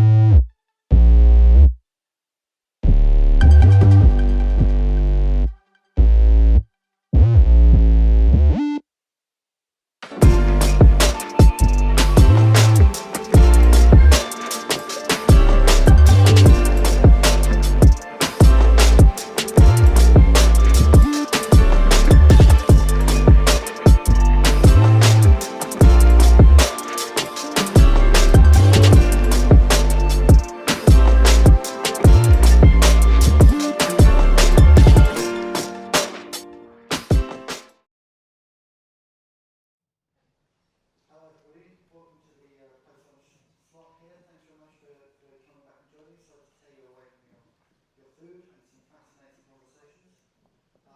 We now have a 15-minute session on the role of philanthropy in tackling the development finance gap. And I'm joined here by Caroline Fiennes, Director of Giving Evidence, and Richard Hawkes, Chief Executive of the British Asian Trust, who've been working in this field for a long time. So, okay. Caroline, I'm going to come to you first, if that's okay. So, you talked a little bit when we were backstage about the fact that the role of philanthropy in this space is not to fill a massive financing gap, but to be kind of catalytic and to be kind of the cause of change here. Can you talk a little bit about kind of how that's going to work, how you think that should work? Yeah, so there's various roles I think that philanthropy can play usefully in a world in which for-profit investors are operating. One is ensuring the business of government and governance within a country happens properly and competently. So in order for anything in a country to happen, including any commercial investment to be viable, you need decent public institutions, you need low corruption, for example, you need a level of transparency, you need a level of truthfulness. And I mean, basically, the role of philanthropy in any setting is to do things that the market can't do, or which the market won't do. And there's a certain amount, all those things I just mentioned about transparency and reducing corruption and ensuring truthfulness are things that are very difficult for the market to do, but which civil society organisations and philanthropy can do. So organisations like Full Fact, for example, the UK's fact-checking charity, which makes it harder for people to talk BS in the public domain and to mislead. Organisations like Bellingcat, the investigative journalists, which make it harder to do misdeeds and to cover them up. Like the Institute for Government does, for example, in ensuring that we have civil servants and government officials who are, well-trained and competent. All of that. A lot of work that Giving Evidence has been involved with around ensuring that governments use good evidence in making their policies and that they are able to find that evidence, that it exists, that it's structured in a way that makes it findable and that they can use it. All of that are really strong roles for philanthropy, which the market is never going to do, but every commercial investment relies on. I was reading an article just on the way here about how if you look at corruption indexes between countries, the Nordic countries always come out really low as having low corruption. They also come out really high on economic indicators and on social indicators and on social progress indicators and on equality measures. And those things are not unrelated, that in order for us to do anything, we need that kind of bedrock of a functioning state, and philanthropy can play a massive role there. Yeah, and you talked a little bit about this idea of the civil society as the kind of tug, and the much larger pool of development capital as the kind of tanker that is being moved and manoeuvred by that. Yeah, so sometimes there are examples where good philanthropy, I often think it's like a tug and a tanker. Philanthropy is quite small in the global scheme of things, particularly relative to the amount of investment capital or government budgets. And so a good use of philanthropy is rarely in delivering a service or in just delivering a service, right? Because that's really what the state should be doing.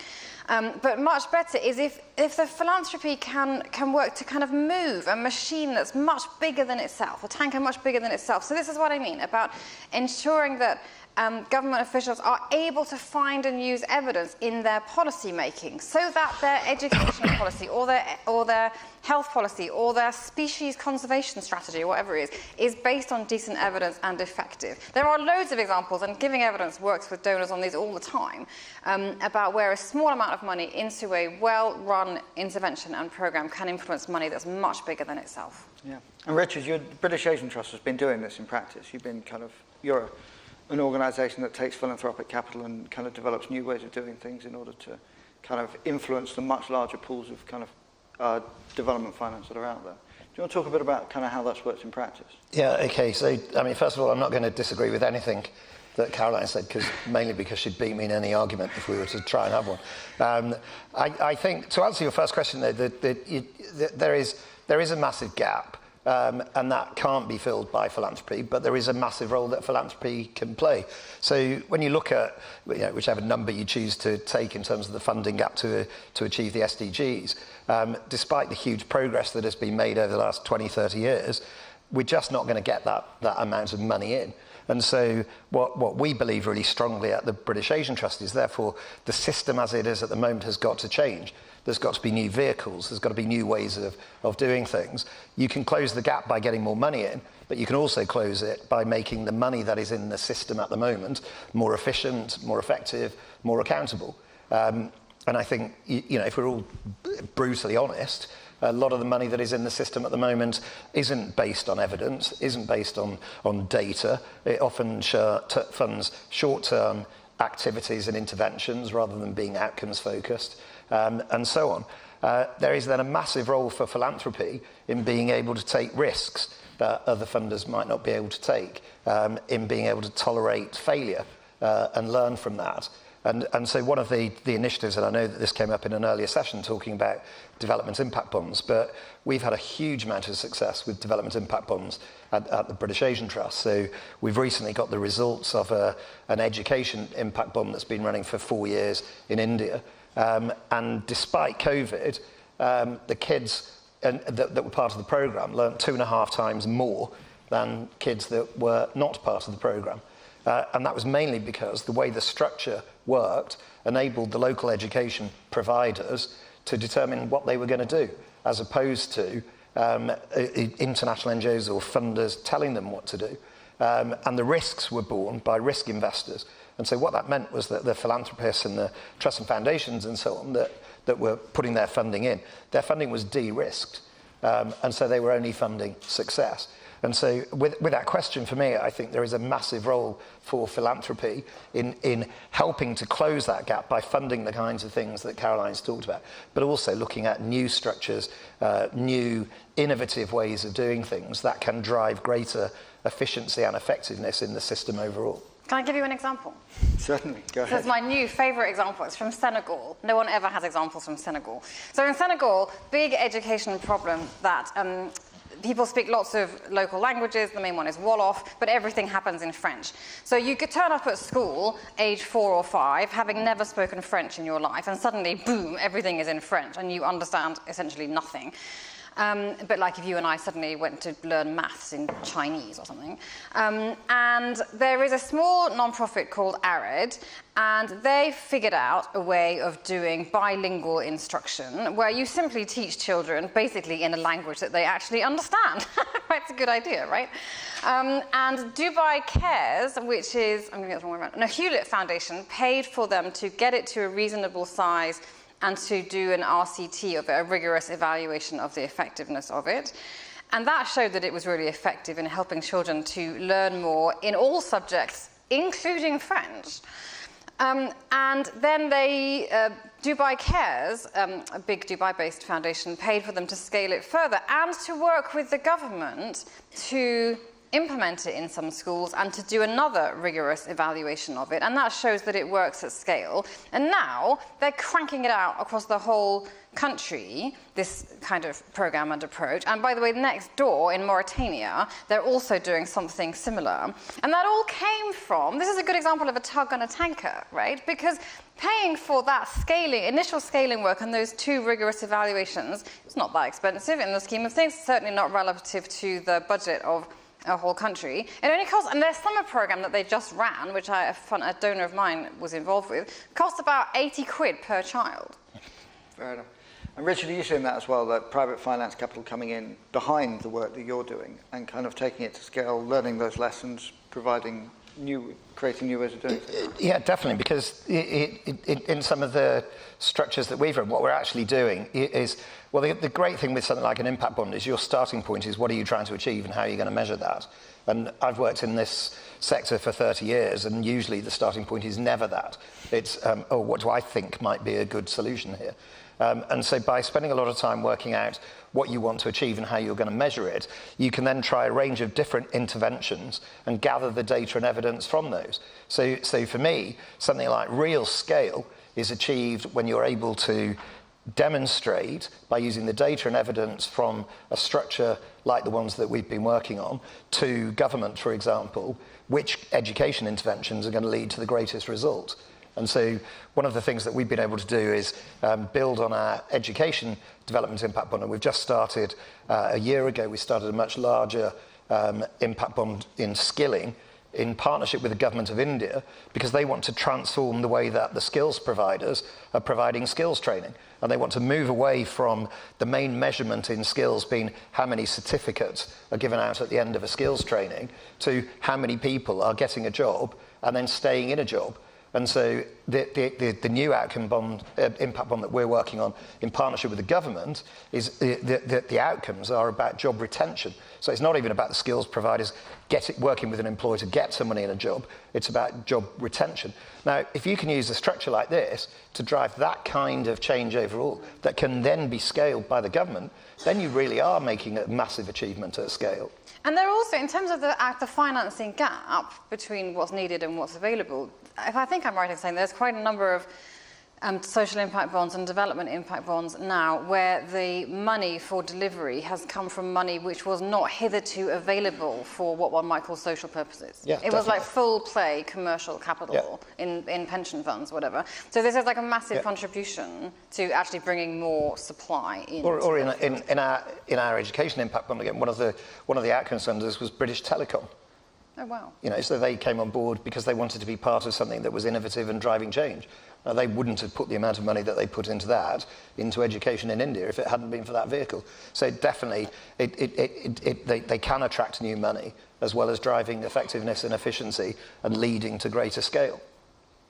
Okay, and how do you think that Can I just make an intervention? And I know people will from the floor. Chorus did an evaluation of the FCDO impact bond portfolio, and their conclusion, just to contradict what you said, I think it's a point of order, was that it didn't bring in any new money, so in aggregate in a significant way. So okay, that's different to what I remember as the conclusion from a study at Blavatnik in Oxford. I may have misremembered it, or they may have a different data set. I often talk about the need to look at multiple studies of the same thing, because single studies can often be a bit misleading based on their sample size.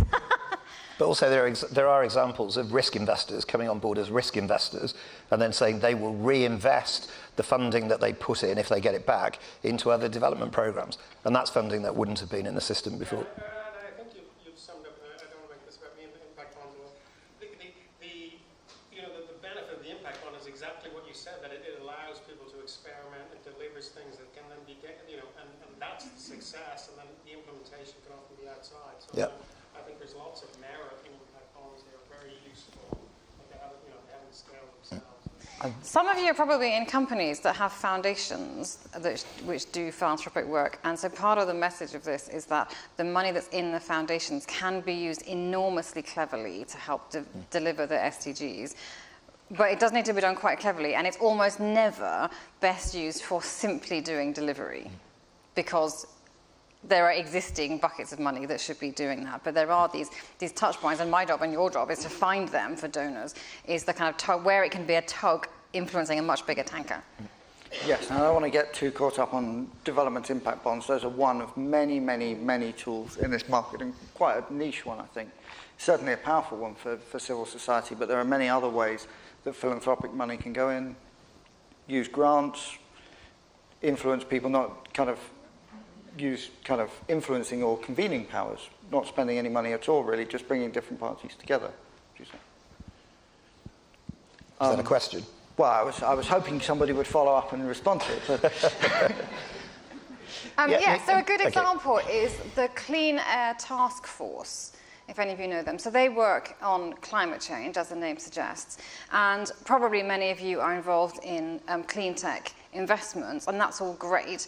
And what they do is kind of way up the chain, working with the commercial money and government players and investors and providers and the energy companies to figure out what kind of sustainable system for a country or indeed a region what can a sustainable and adequate energy system look like? And so what are all the roles that need to happen differently in 20 years, 50 years time? And how do we need to start planning for that immediately? That's the kind of convening work, which again, the market won't do, but somebody has to do. Otherwise, all you end up with is like a bazillion decentralized off-grid solar, and no one's actually built a proper grid that is resilient against weather shocks. And very quickly on your previous point, David, I don't think anybody would claim that interventions like development impact bonds are the answer to everything. But equally, grant funding isn't the answer to everything. And there needs to be new initiatives. Something's got to, we need to shake up the system. We need to lead towards donor funding being more accountable, as I said, looking at greater efficiencies, effectiveness, using data and evidence better. And so what we're finding at the British Asian Trust is some of our programs that we don't think would be appropriate for a development impact bond, we're learning from the processes that we've implemented in a development impact bond structure to apply to the more traditional grant and philanthropy funding. So to make sure there's a greater focus on outcomes, for example. And so it's things like that that can drive that wider change. Lovely. Okay, well, with that, I think we're going to have to wrap things up. We've reached the end of that session. So we'll be joined on stage next by my colleague Adva Saldinger, who was speaking to you all this morning. Thank you very much for your time.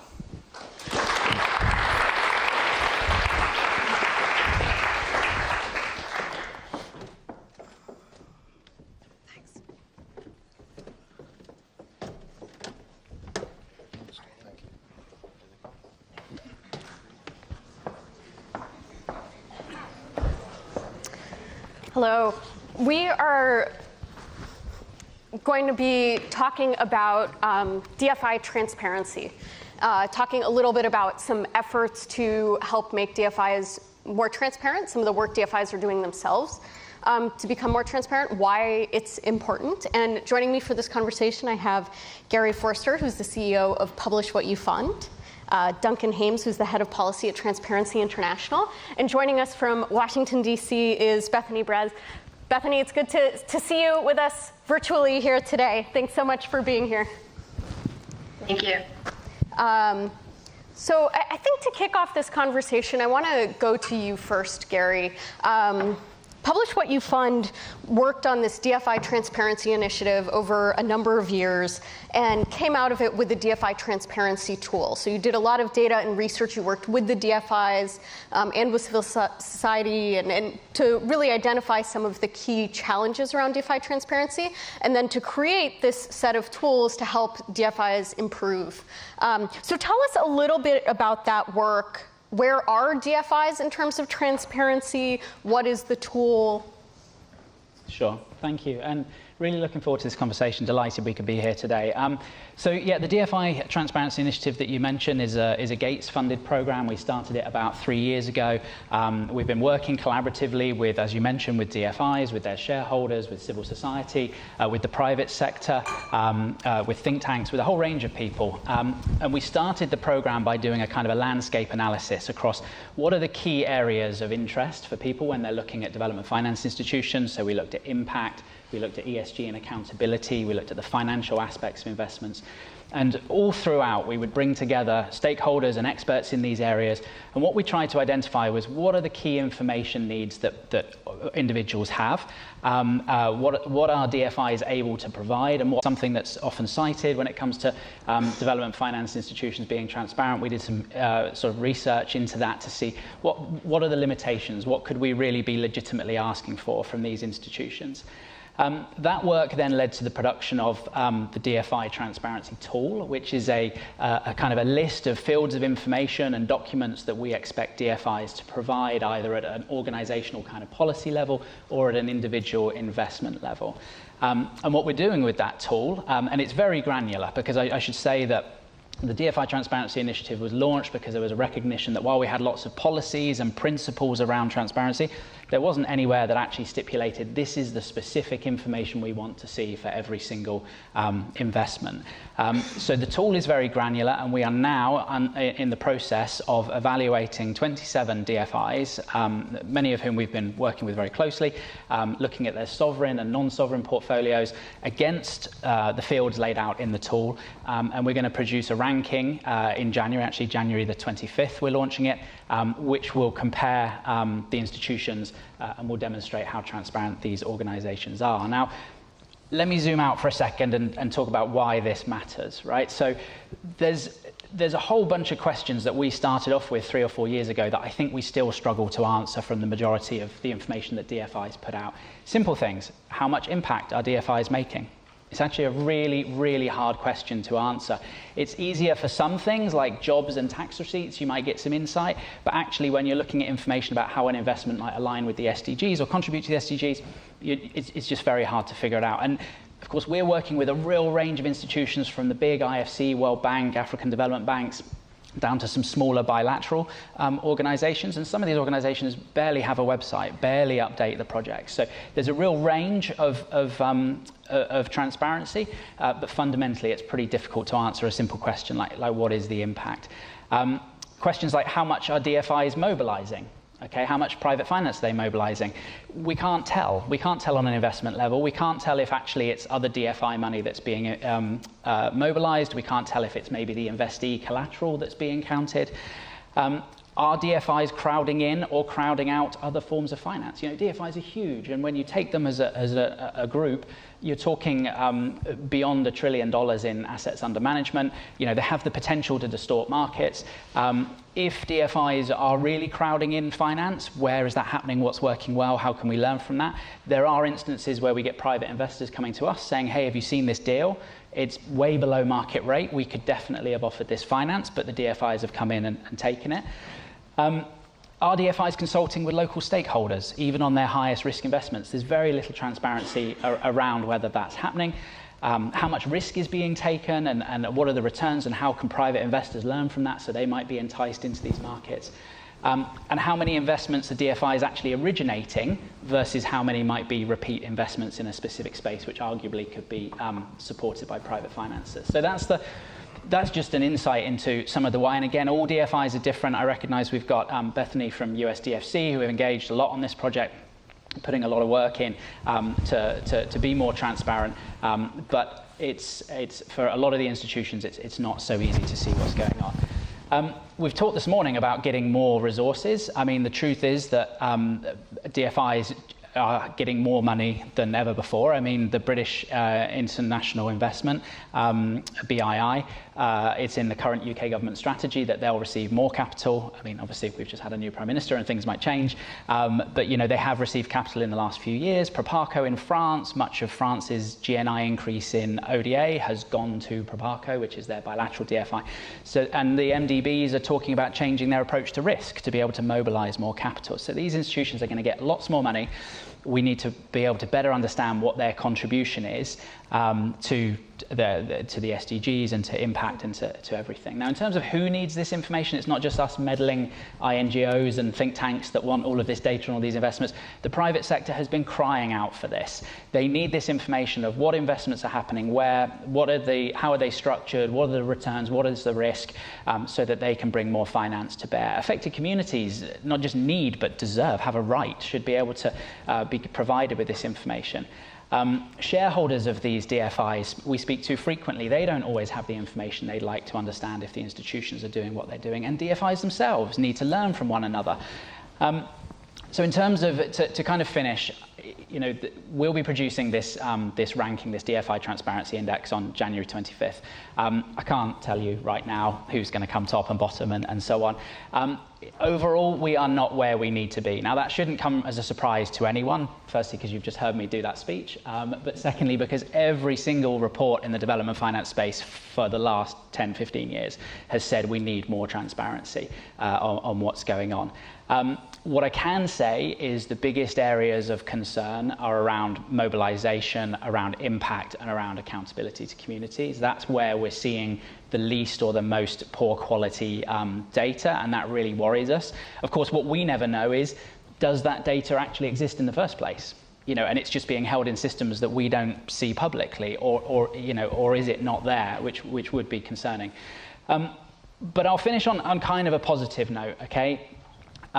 DFIs are part of everything. You can't talk about climate, you can't talk about women's economic empowerment, you can't talk about lots and lots of issues, rebuilding Ukraine. You can't talk about these things without recognizing that development finance institutions will play a role in one way or another, either directly or through their lending to governments, through their lending through financial intermediaries.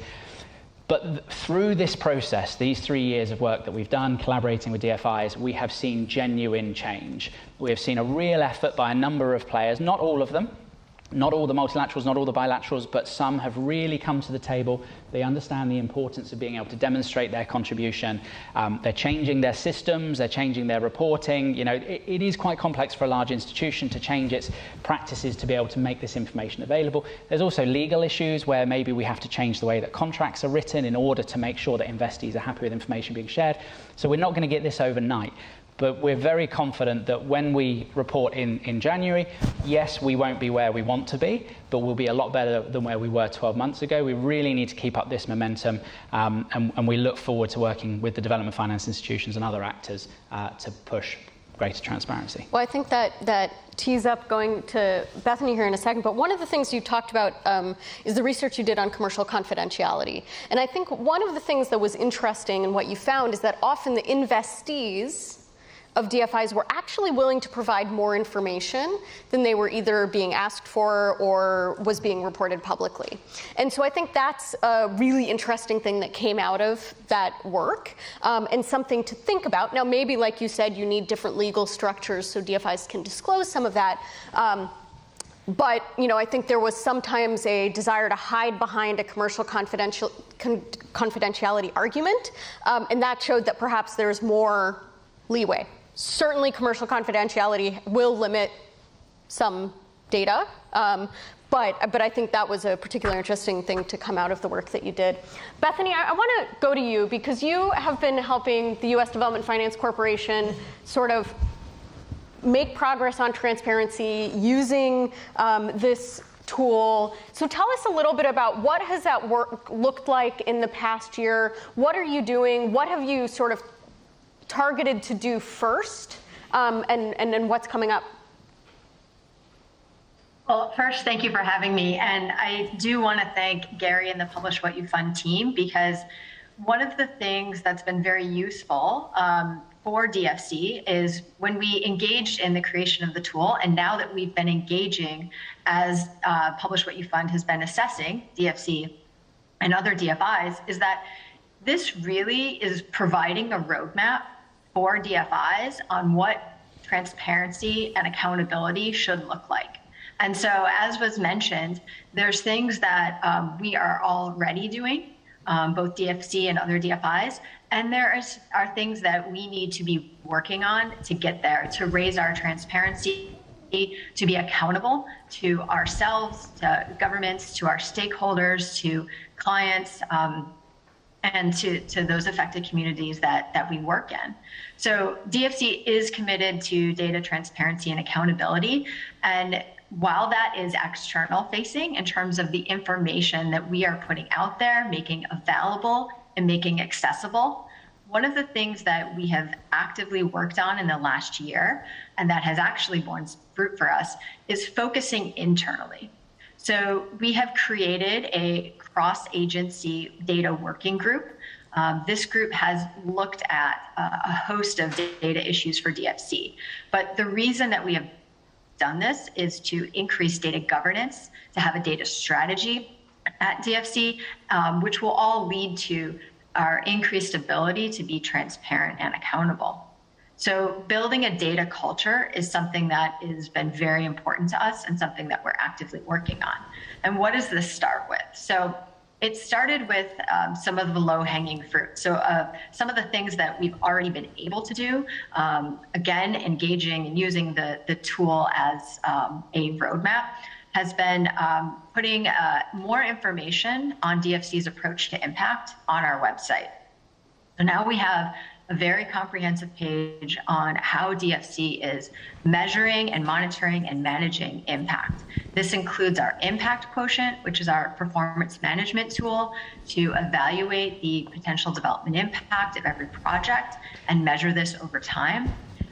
We also have grown our robust impact management team in order to be working on our impact quotient, but also impact theses. And so we've also published sectoral impact theses on our website, which links our work to a theory of change, and also, as mentioned before on the SDGs, shows how DFC's work is advancing progress towards the Sustainable Development Goals. We have also published information. We have a comprehensive database on our active projects, which includes investment financial information. It includes development impact information, information on environmental impacts and social protection. So this is information that we already have out there and accessible to our stakeholders. But we know that we can do better. And so for us, this has just been a start.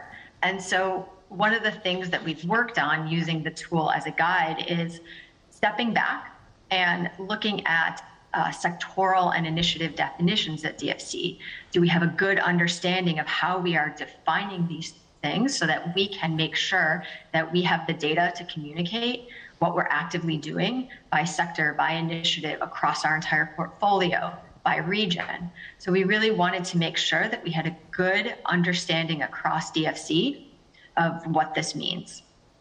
We're also actively working on a transparency and disclosure policy, which is something that we've engaged with Publish What You Fund on, and looking, again, learning from peer DFIs who have these robust and established policies.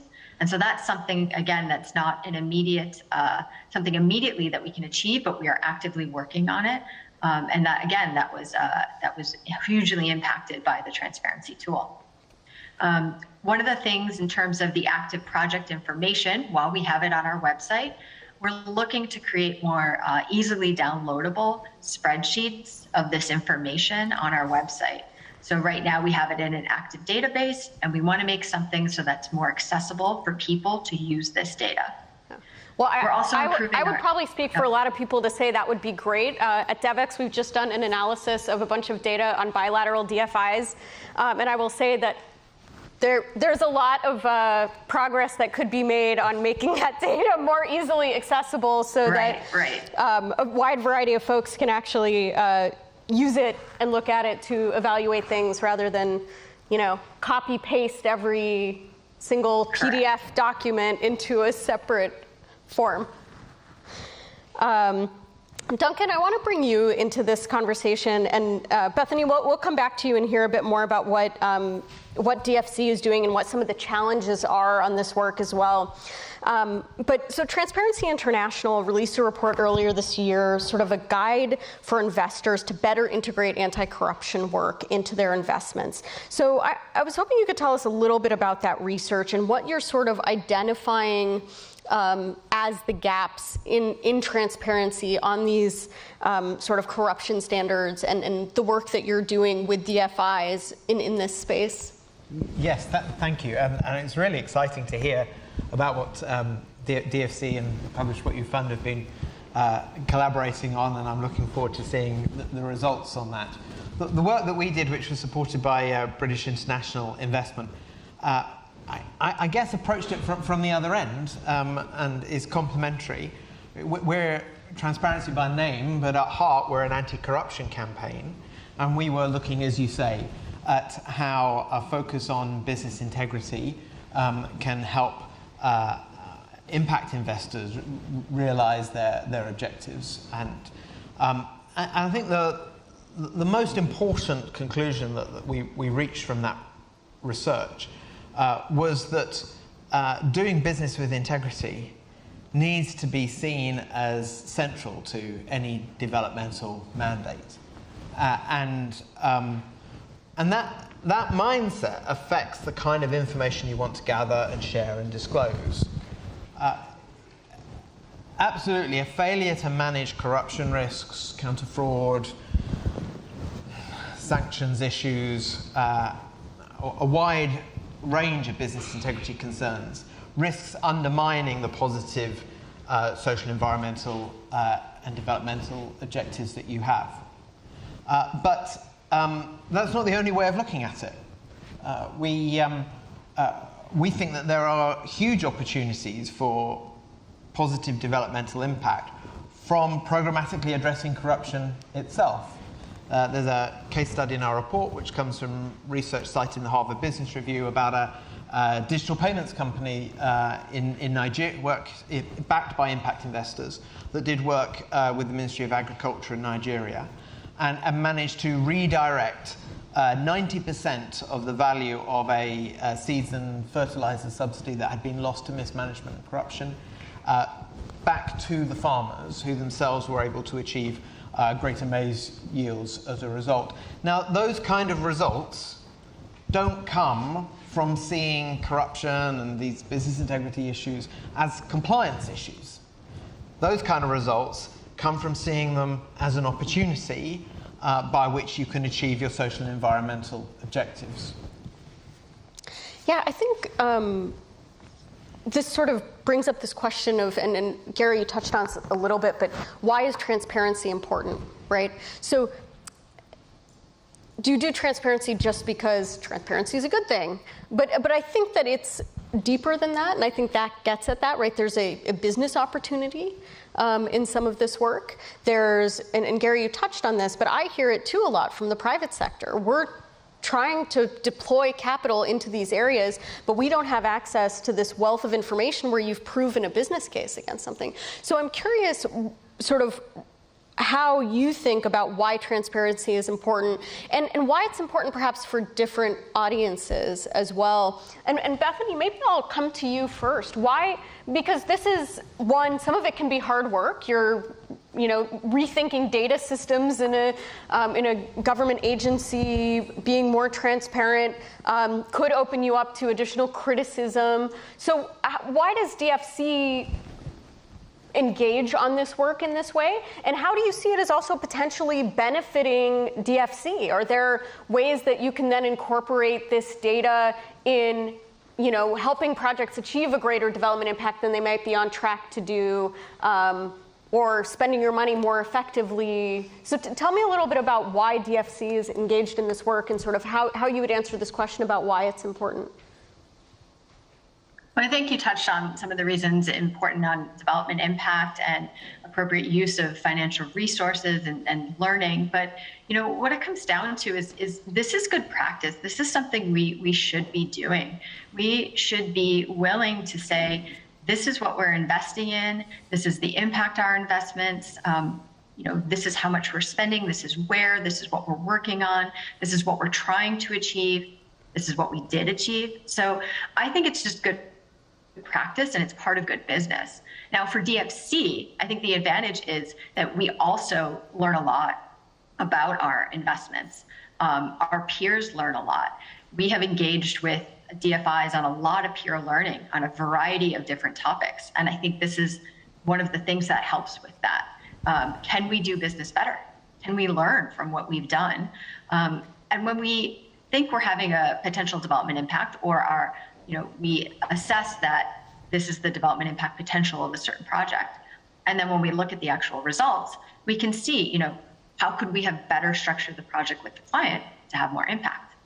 And the last thing I'll say is that we have done a performance evaluation of our financial intermediaries portfolio in Latin America. And again, that was really an opportunity for us to see this data, to learn from it. And we've put that on our website so others can learn as well. So I think it's important because it's good practice, but it's also an opportunity for learning and, to better structure your investments to have more impact and better use your resources. And my understanding is that sort of based on the findings of that report on sort of how your financial intermediaries are investing, the investments that you're making in them, you're actually have issued a grant to a consortium that's going to help train those financial intermediaries to do that work better. I wonder if there's anything you can tell us sort of about that, or how you're using sort of that data to then say, hey, maybe we're not having the full impact that we wanted to have with those investments. Right. So I think, that is why we are doing these types of portfolio evaluations, because we're going back and saying, okay, how can we use this information, and what do we need to do? Who do we need to partner with? How can we do things differently? I think in this case, it's taking some of that additional support, so that when we are looking at such a deal, we are looking at structuring it a little bit differently, or again, taking into account looking at the context and how we can make sure that the use of financial intermediaries is as strong as it can be, and that we also are able to really assess the impact of those types of deals. And I think one of the other things is this is just the start of these types of evaluations, this type of learning, and then feeding it back in to the structure of the projects we're doing. So we're really looking forward to doing this on other topics. And financial intermediaries was the first. So it was really great to be able to see the use of this information, to get the support to use the information, and now putting it actually into practice. Well, Gary, the financial intermediaries were actually a big part of the research you did, because it's part of the lending that, one, a lot of DFIs do a lot of lending through financial intermediaries, and it's quite opaque, much more so than a lot of their direct investments. And so I wonder if you could tell us a little bit more about where you think the challenges are with financial intermediaries and what DFIs could or should be reporting. Sure. So if anyone's not familiar with financial intermediaries, these could be private equity firms, they could be banks. They play a very important role in the financial landscape and allow DFIs to put capital into them, and then to have that distributed often for things like mortgage finance or SME finance across tens, hundreds, thousands, potentially millions of individuals in a country. So they play that important role of getting down to the grassroots in a way that maybe a DFI couldn't. Historically, the research shows, and this kind of research predates our work, but it shows that, one, they're not particularly transparent, because the financial intermediaries are maybe not put under pressure to provide that information, or don't have the system set up to provide that information. And again, we're not looking for the detail, the name of every person who set up an SME under a loan from the IFC to a bank. We're kind of still looking for that. What was the overall impact? What was the overall investment like? Not only are they less transparent, but the other problem is increasingly there have been problems with them being, in some cases, high risk and leading to problems on the project or affecting communities. And then because there's a financial intermediary between the source of the funds, which is a DFI, and the community, it can be really hard to trace back and get recourse for communities if something goes wrong. And in the worst cases, things can go really wrong on these investments, and you need to be able to trace that back. We have a whole section in the transparency tool about financial intermediary investments.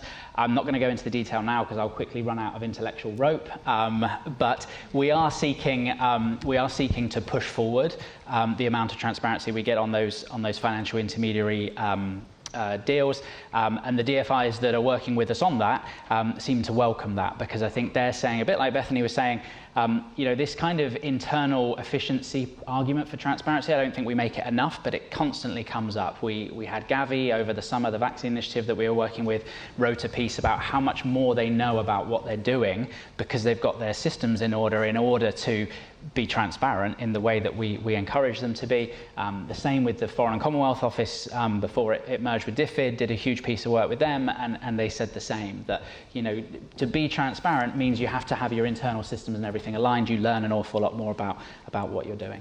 Yeah. Duncan, did you want to jump in? Well, I wonder whether I might take this opportunity to address one of the recommendations in our report, which relates to beneficial ownership transparency. We know that secretive offshore jurisdictions are widely used as a means of shielding and hiding the identity of beneficiaries of companies. And without saying that, you can't use these jurisdictions, your intermediaries can't use these jurisdictions, we do recommend that any of these investment channels should, at least wherever the partners are based, adhere to the highest of local or OECD standards around transparency in this respect. And I think it's an important measure to take if one really wants to have assurance about who is benefiting from these endeavors. So I want to go back to something that we talked a little bit about, which is commercial confidentiality. And Bethany, I wanted to talk to you a little bit about that and how does DFC intend to ask investees for more data, to publish more of that data? How are you sort of navigating that based on some of the findings, based on some of the recommendations that have come through the tool? I imagine that's perhaps one of the more challenging pieces of this transparency. You talked about sort of going after the low-hanging fruit first. So how do you go after the harder, thornier issues, including potentially more data that comes right up to the line of commercial confidentiality? Yeah, I mean, this is definitely something that we've discussed. It's something that is not unique to DFC, and other DFIs are thinking about this and looking at how what more they can do on collection of data and then publication of data. We're actively talking about this. I mean, this is why we're trying to improve our internal capacity and improve our technological systems, because we also want to make sure that if we are going to be asking more, that we're using that information, that we have the ability to use that information, and that we need that information. So we're working on it with our impact management teams, with our general counsel teams, with our deal teams. And so it's something that we want to do more in, but it is one of those, I think, longer term projects or activities that is, again, helped to be motivated by the transparency tool. So, and it's also something I think that we are engaging in learning with other DFIs on. We know the importance of this information. We know the importance of client confidentiality, and there's a balance there. And so we want to make sure that we are balancing those appropriately, but then collecting and putting out as much data as we can for accountability and to communicate to stakeholders. Right. I guess one question I would have is, I think, one sort of concern is, one, a lot of these DFIs have different sort of reporting requirements for their investees. And certainly if you're talking about smaller investees, perhaps in the lowest income markets where a lot of DFIs are sort of being pushed to shift their focus, talking about that sort of data burden on the investees, I think, is an important piece of this, because transparency is important, but do you make it impossible for them to access the capital? So I guess my question is, how do you right-size that information? Are there things that the DFIs can be doing better to coordinate on what they're asking? So it's not, because, I mean, one of the things that I was speaking to Soren Andreessen, who leads EDFI, the Association of European DFIs, and he was saying that something like 50% of the bilateral European DFIs, 50% of their projects are co-financed with other bilateral European DFIs. So we're seeing a lot of DFIs in on the same deals, which we knew, that just puts a number on it. And so, but often, people are having to report different information and different, so I wonder if you think we need some more standardization and how you sort of right-size that, right? So how do you not, by requiring so much more reporting, sort of price out smaller local actors? So our sense, so do we need more standardization? So there has been a lot of standardization, specifically in the impact space. Of course, we have harmonized indicators and so on. What we're not seeing is that information then funnel through to publicly available data. And I think one of our arguments a couple of years ago, still valid now, is we need to get that balance right. We can't just have harmonization behind closed doors where everyone agrees they're using a certain set of indicators, but no one ever sees the results. And look, I mean, Bethany will attest to this. All of the DFIs are constantly talking about, are there ways that we can harmonize on pretty much everything, because they recognize that either they're co-financing or, just to be fair to investees, that it makes sense. I've forgotten the second part of your question, but Duncan's got an answer for me. Well, I just wanted to chip in. I think there are a number of secondary benefits to harmonization here. So firstly, it supports a culture of the sort that Bethany was describing, of peer learning and exchange. It also, as you point out, recognizes that we need to have a proportionate burden on investees. We want to take advantage of the willingness that Gary described to provide information by having a collaborative culture around this exchange of information and disclosure between investees and investors, and that will be supported by recognizing those benefits. But I think also most exciting of all, if you've got this kind of harmonized approach to questions such as business integrity, it's very facilitative of collective action interventions by DFIs in a particular market or geography. And that creates all sorts of further opportunities for greater impact. So it's not just a kind of efficiency question. It actually is enabling of much greater ambition. Bethany, do you want to chime in on that, how you're sort of thinking about what data? I know that you guys are doing a lot of thinking through what are sort of the impact data that you're asking, and I think it was very valid that you're saying we don't want to gather data that we can't use at this point in a practical way. Yes, and these are active conversations. Again, you mentioned the statistic on how many deals are co-financed, and it's something where we want to be doing work with the other DFIs on what information we're collecting. There's a lot of harmonization work around impact measurement. We know there's a lot around environmental and social issues with the IFC performance standards. So I think there is precedent on this. With everything, though, we are all, especially the bilateral DFIs, coming from different governments. And so, there will be some information that we may need or collect that others don't, and vice versa. But on the information that we all know we need, it is something where we're actively, looking at how can we make sure we're collectively addressing these issues. And as was mentioned, to reduce the burden on clients, but then also it enables us to look across DFIs on certain impact metrics, for example, and so we can see how we're all doing. I think it also enables us to do more. And that's really important. We know that in infrastructure alone, the investment needs are really great and are calling for collective action by DFIs and DBs in order to address the infrastructure investment financing gap. So we need to be able to do more. We need to do it well. And so by doing things in alignment as much as we can and as allows, that's going to help enable that. Great. I want to turn to the audience and see if you have some questions for our panelists. All right. First hand I saw is here. Hi, this is Tasha. I'm from Population Services International. And I've heard a lot on this panel about kind of who this tool and greater transparency could benefit. But somebody that hasn't been mentioned is governments. And I think it's a major concern right now is that governments don't have insight into the level of funding being spent in their country. So to kind of get at what I'm trying to say, PEPFAR, for example, oftentimes funds almost 200% of a country's health budget.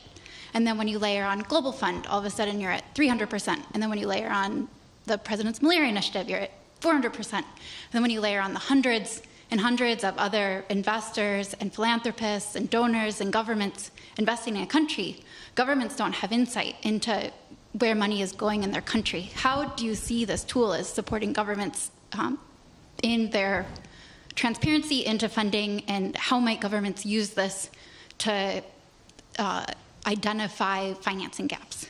Do you want to just pass your mic one row? Perfect.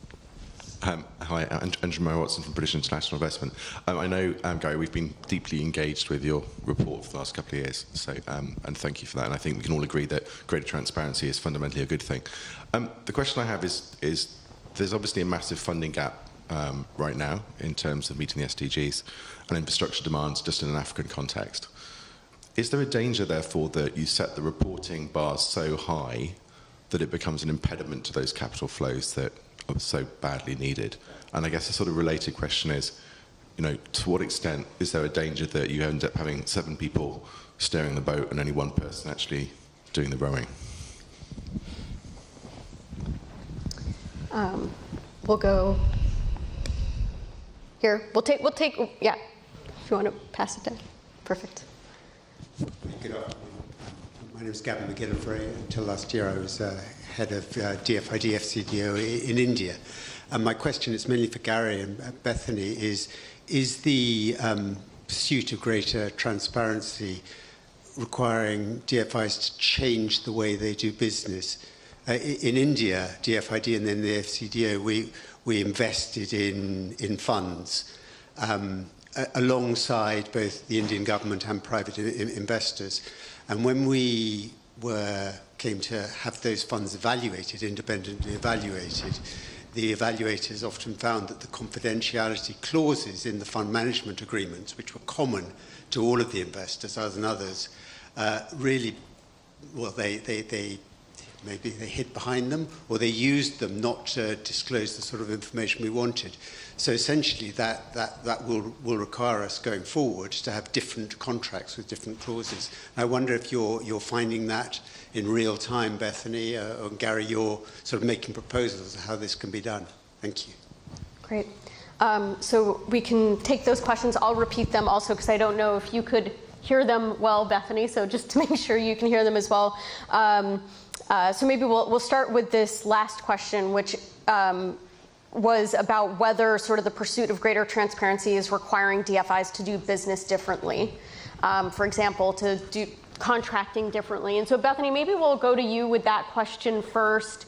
As you're looking to do this, are you saying then, legally we need to structure our agreements differently? How are the sort of deal teams thinking about that through the investment process? This is why it was important for us in working on these data transparency and capacity issues to make sure that all of our business offices were involved, and that includes our funds team and our general counsel's office, because this is something that they will be best suited to address and look into and see what's possible for us. I think going back to what I mentioned on the performance evaluation of financial intermediaries in Latin America. I mean, yes, it's helping us to change the way we do business in a better way. Now, the amount of that change, I think, could be small depending on what's needed, or it could be large. But it's something where that's a really good example of helping us to do business better. So, in terms of funds and looking at that, this is something that our general counsel's office and funds team, they're actively looking into right now, again, as part of these data efforts at DFC. Great. And so the other 2 questions we had was one, sort of the governments as a beneficiary of transparency efforts so they have a better understanding of what's happening in their countries. And the second question was about whether some of these transparency efforts create too high of a reporting burden, so it becomes an impediment to the much needed capital flows. Yeah. Should I take the first one? Yeah. So on the governments, it's a really important point. And At the moment, so one of the things that the tool does is on a number of the fields of information we're talking about, the tool is aligned to something called the International Aid Transparency Initiative, which is a reporting standard for aid and development finance. And if DFIs put their information in that format, it would be visible to somebody from the, let's say, Nigerian government who wants to go and look at all of the funds coming into Nigeria. They'd see it versus, FCDO versus USAID versus African Development Bank and so on. So we're trying to build that global data set, which has really kind of come of age in the last couple of years. Governments are accessing that data. They're doing it through either aid management platforms in their countries, or they're doing it through new tools that are available. Not all governments, for sure, and there is a certain amount of whether it's working with the governments to raise their awareness of that or improving the tools, I'm not sure, but it's an important point. So we're trying to encourage, the truth is at the moment, if you were the finance minister in Nigeria and you wanted to know what the top 20 DFIs were doing in your country, some of them don't even have a website where you can select Nigeria. So even just some of the basic stuff we're pushing for, I think should help. Shall I have a stab at the BII one? Got time?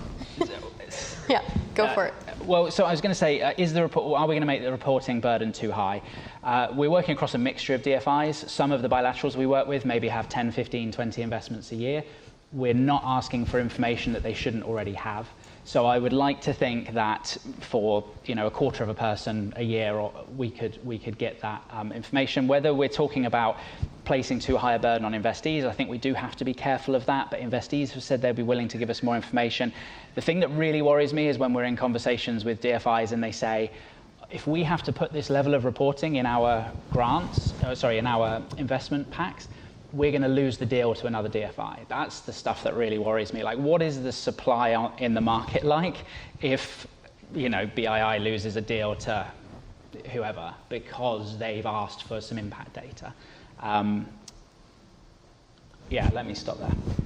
So on this question, I thought Bethany spoke very eloquently at the beginning about what is essentially the demonstration effect. When it comes to business integrity, this has the potential to shape the environment in which your investments are taking place, and so I think there is a double dividend there. I want this conversation to be a collaborative one. I want you to see NGOs like ourselves as being here to help.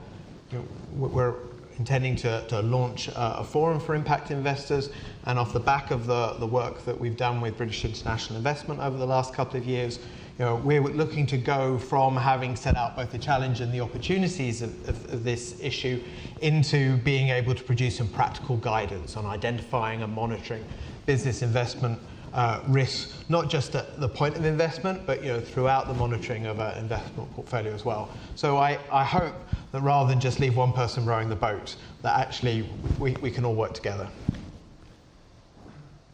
Great. We'll take one. If you have a very, very short question, be the last one. This is a very short question. Joel Cutton from ID Park, Monitoring, Evaluation and Learning Consultancy. My question to the panel is, to what degree have you managed to include new donors like China and Turkey in the process? So for our review, there will be a box on the page that's going to have the graph ranking all of the institutions. There's going to be a box of institutions we just couldn't even get started with because there's just zero information. You don't want to end up in that box. But the truth is, and there are advocacy efforts to get more information out of those organizations, but there's a bunch that you can't even start because there is just nothing. Great. Well, I want to thank you all for joining us for this conversation. I think it's a good one. I think it's a live one, and something that certainly I will continue to be following in the work that we're doing at Devex. For those of you who are here, we have 2 workshops that are up next. The first workshop is about making NGO impact measurement fit for purpose. It's in partnership with PIND. And the idea is to have a collaborative discussion on solutions and share ideas. It'll be interactive, looking at how the nonprofit sector can sort of seize opportunities presented by development finance and better meet the needs of this quickly evolving impact measurement landscape. That's going to be in the St. Pancras room. It's on this floor. People will be outside helping you find your way there. And the other workshop is going to be a discussion and a sneak preview of an upcoming Devex report that we're going to be releasing about bilateral DFIs, where we have done our best to collect some information. We'll tell you a little bit about what we found today. And even if you don't go to that one, we'll make sure that you guys all get a copy of the report when it's out in a few weeks. That conversation is upstairs in the Battle Bridge room. So go enjoy your workshops and then come back here and join us at the end of that and stick around to the end of the day for the reception as well. Thank you.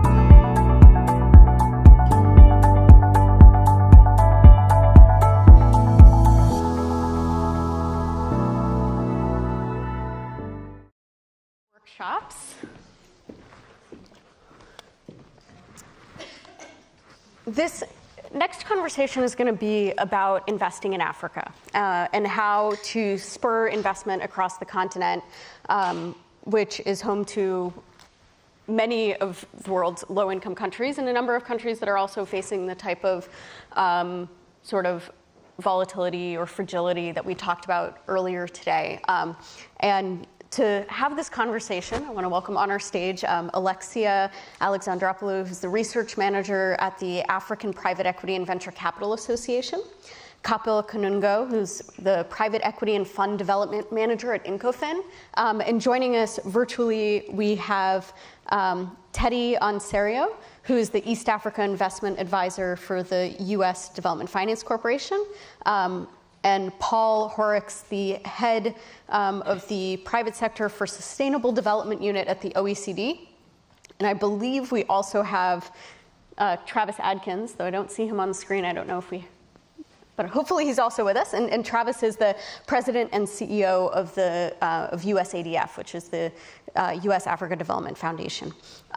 So to kick us off, I'm actually going to turn to Alexia first, because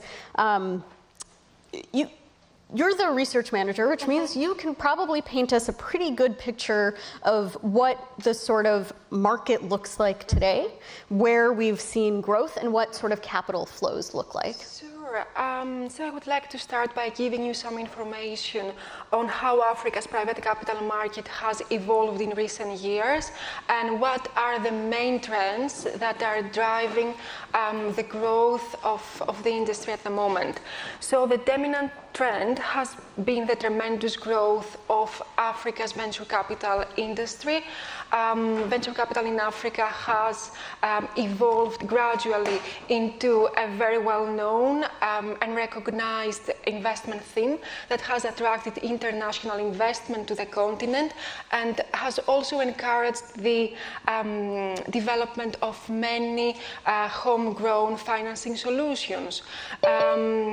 We published a study in March 2022, and according to our data, 40% of all the investors that participated in VC deals in Africa came from North America. So it's indicative, this indicates the growing interest from investors all over the world for Africa's entrepreneurial space.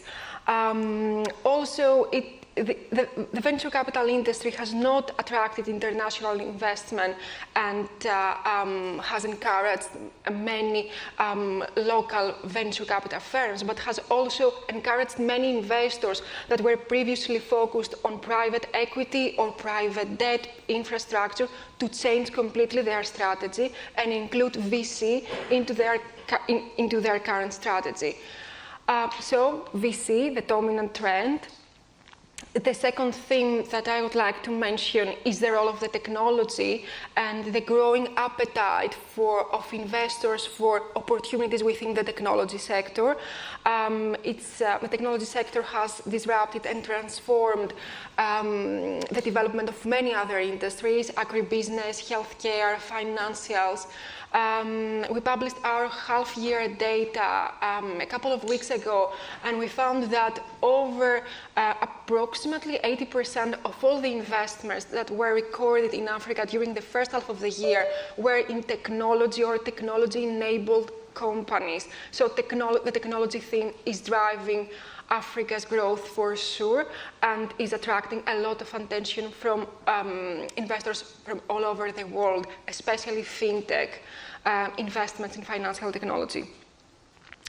So the third theme is the contribution of infrastructure investments to the development of Africa's private capital industry. We have seen many investments happening in renewable energy projects, in transportation, data centers. So this is a trend that is here, and it will continue in the years to come because a lot of funds closed recently, and these funds were focused on these sectors. And finally, impact investing. has been featured more prominently, especially after COVID-19. Although ESG and impact in Africa is within the DNA of investors because of the early involvement of DFIs in the development of Africa's private capital industry, this trend is even more prominent now, and there is a lot of interest in gender lens investing and climate investing from fund managers. Now, in terms of where the market stands at the moment, considering the challenging macroeconomic environment, I would say that Africa's private capital industry managed to perform the market was very resilient and strong. We published our half-year numbers a couple of weeks ago, and the first half of the year was one of the strongest the continent has seen today. And other markets were suffering at the same time, so other emerging markets or developed markets, the investment activity there was much lower than in Africa. But Africa's activity was driven by early stage investments and by the fact that there was a lot of unspent capital during COVID-19, so a lot of dry powder for investors. Great. Well, I think that's a really good sort of landscape, and it's kind of an interesting perspective because what you're saying is that so far, despite the volatility we've seen in the first half of the year, still there's sort of robust appetite and interest. Exactly. I think one question perhaps we can explore is whether that will continue as we continue to see some of these sort of macroeconomic conditions and whether we will see sort of some capital flight, especially with interest rates and sort of what that means for some actors in the development finance space, because capital might be harder to get from commercial markets and then sort of much more needed. Kapil, I want to go to you. You guys have funds, you're deploying capital into Africa. So tell me a little bit about sort of how you see the market, what some of the challenges that you're seeing are, and sort of how you're able to successfully deploy this finance. Sure, but perhaps I just want to quickly take the thread from Alexia about resilience. So I think one of the things, I want to go back maybe just a couple of years. I remember when we were all reading those news reports coming out when the first time COVID broke on the scene. And they're painting an absolutely catastrophic picture of what could come in Africa. At this point, thankfully, we have benefit of hindsight, and we can see what has happened. And what I see is at least, a path-breaking story of resilience. Now, why am I talking about that in the context of investments? Because that's exactly what we have seen in our investments as well. So throughout COVID-19, we've had zero restructuring or workout cases on our financial inclusion debt portfolio in the region. So it tells you how resilient the entrepreneurs are, how resilient the economies are in many ways. So it's true that the economies are facing their own challenges. But that said, there are high quality entrepreneurs in Africa at this point who are trying to build businesses that are extremely good. So that's one.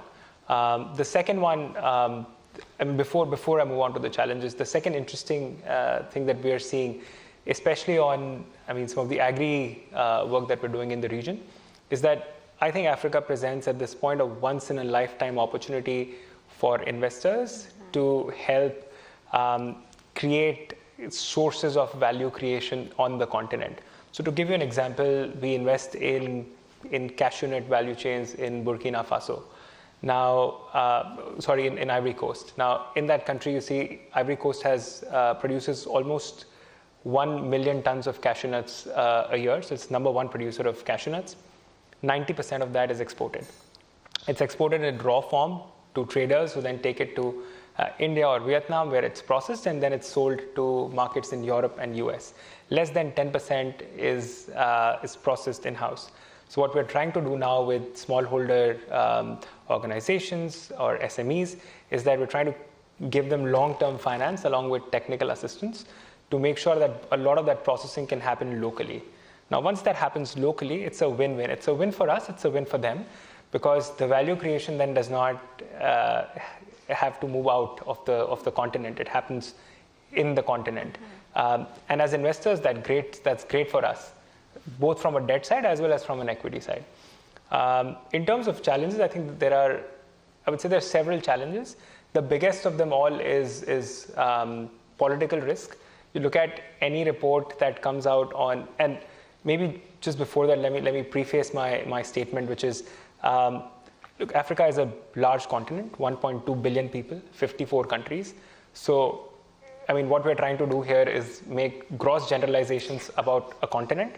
So a lot of what I'm going to say might resonate for, say, one country, but might not resonate with another country. That said, overall, if you look at risk indicators or country risk indicators that come out from any of the research houses, you'll see that African countries are often on top of the high-risk countries. But does that mean that those countries do not have high-quality entrepreneurs in them? The answer is no. So look at Burkina Faso, for example, where we have investments. Now, Burkina Faso has gone under 2 coups in the last 1 year. So does that mean that we should not invest in the country anymore? We think not. I think it's about managing those risks, mitigating those risks. And throughout all this time, I mean, since we've started investing in Burkina Faso, we've had 0 restructuring, 0 workouts. So it's about backing those high quality entrepreneurs, in my opinion. So I think that's number one. Political risk is a big one. The second big one, in my opinion, is we need the right sort of analytical tools to assess the businesses in Africa. So like a Series A in Africa looks very different from what a Series A looks in Asia.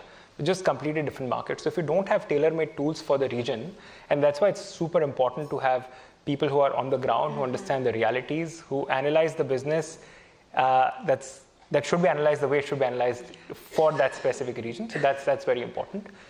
So I don't think we're using that well. And the third challenge, in my mind, is about using the right kind of financial instrument.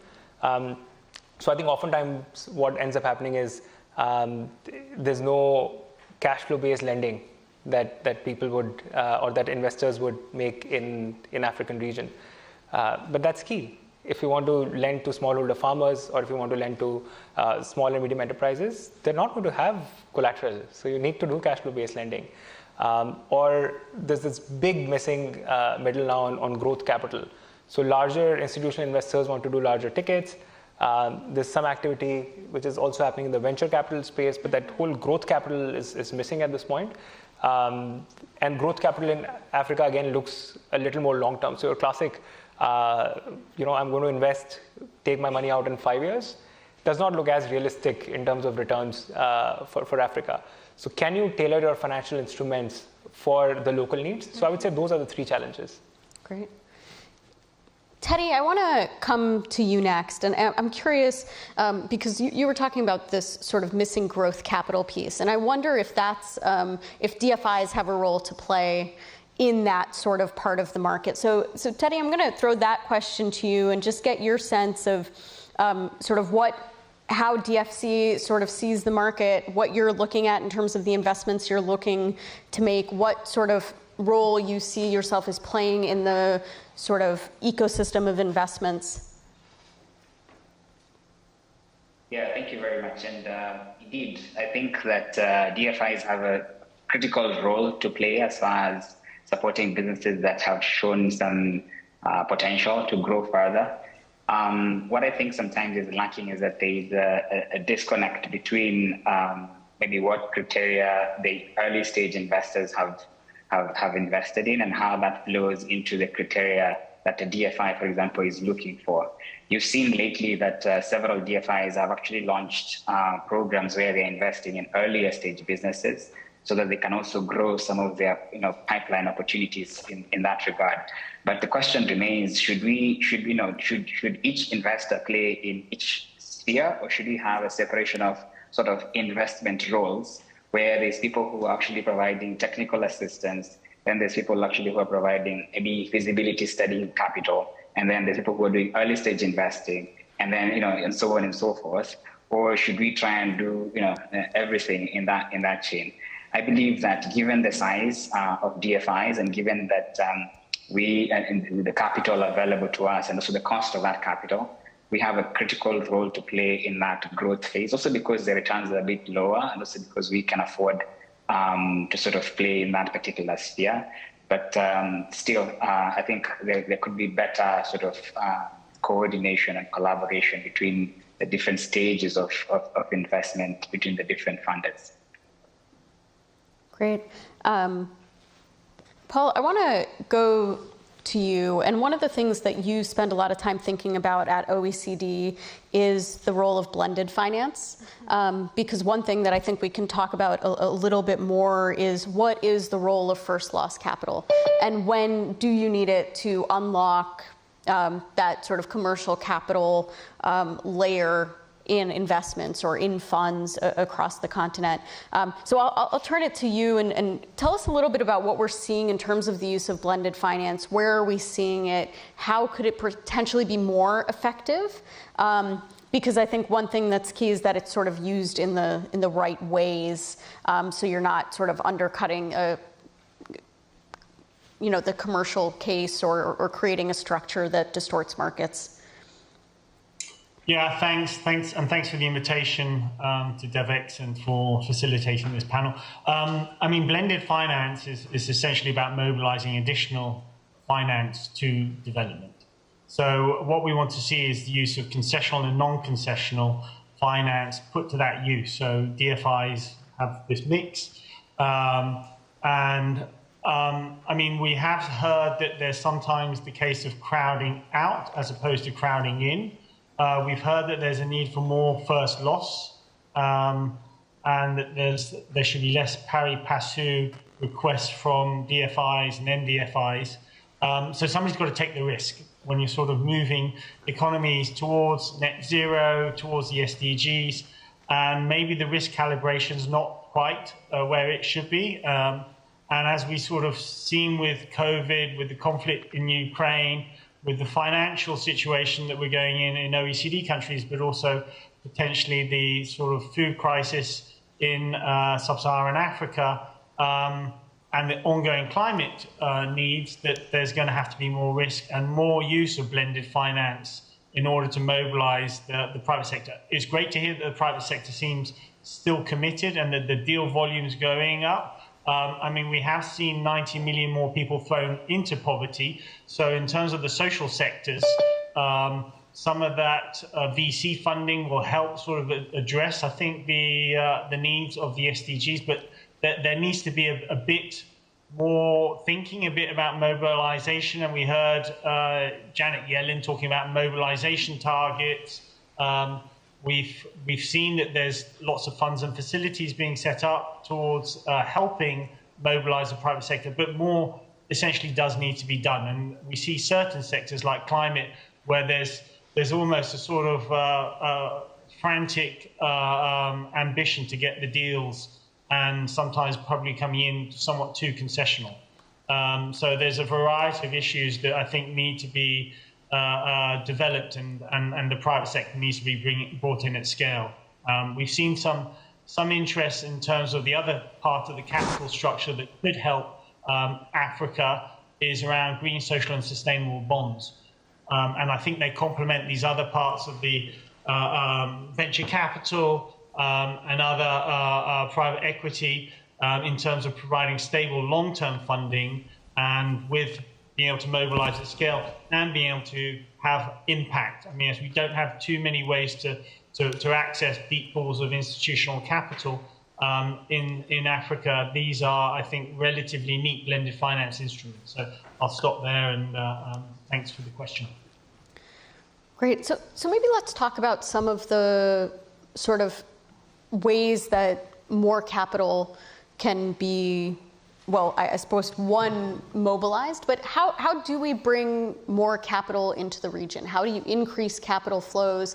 What types of investments need to happen? What type of de-risking instruments do you need to have in some of the higher risk markets? And like you said, it's a very diverse set of markets that each have really sort of particular nuances and strengths and challenges. And I think that in some ways, especially some of these countries are very small markets, right? So that makes it more difficult. So how do we look at some of the regional things, or the Africa Continental Free Trade agreement, and whether that can help to move things along? And so, Kapil, maybe I'll come to you. Maybe you can tell us a little bit about when you've had to use subsidy. When do you need to have first loss? How can that be used effectively? Because as we sort of started the day talking about, we are seeing that official development assistance drop. So if we're thinking about blended finance, there's probably more scrutiny on that, because if you are using sort of those precious donor dollars to unlock private capital, you better be doing it right and better be able to prove it's having an impact. So I guess that's my question. What are you seeing? Can you give us some tangible examples of sort of the way you've structured things to sort of price in that risk and then buy down some of that risk so you can get those commercial investors? Yeah, absolutely. I mean, we're just talking backstage about this a little bit, so to give the flavor to the audience here a little bit. All fund managers, and I truly believe this, want to provide decent returns to their investors.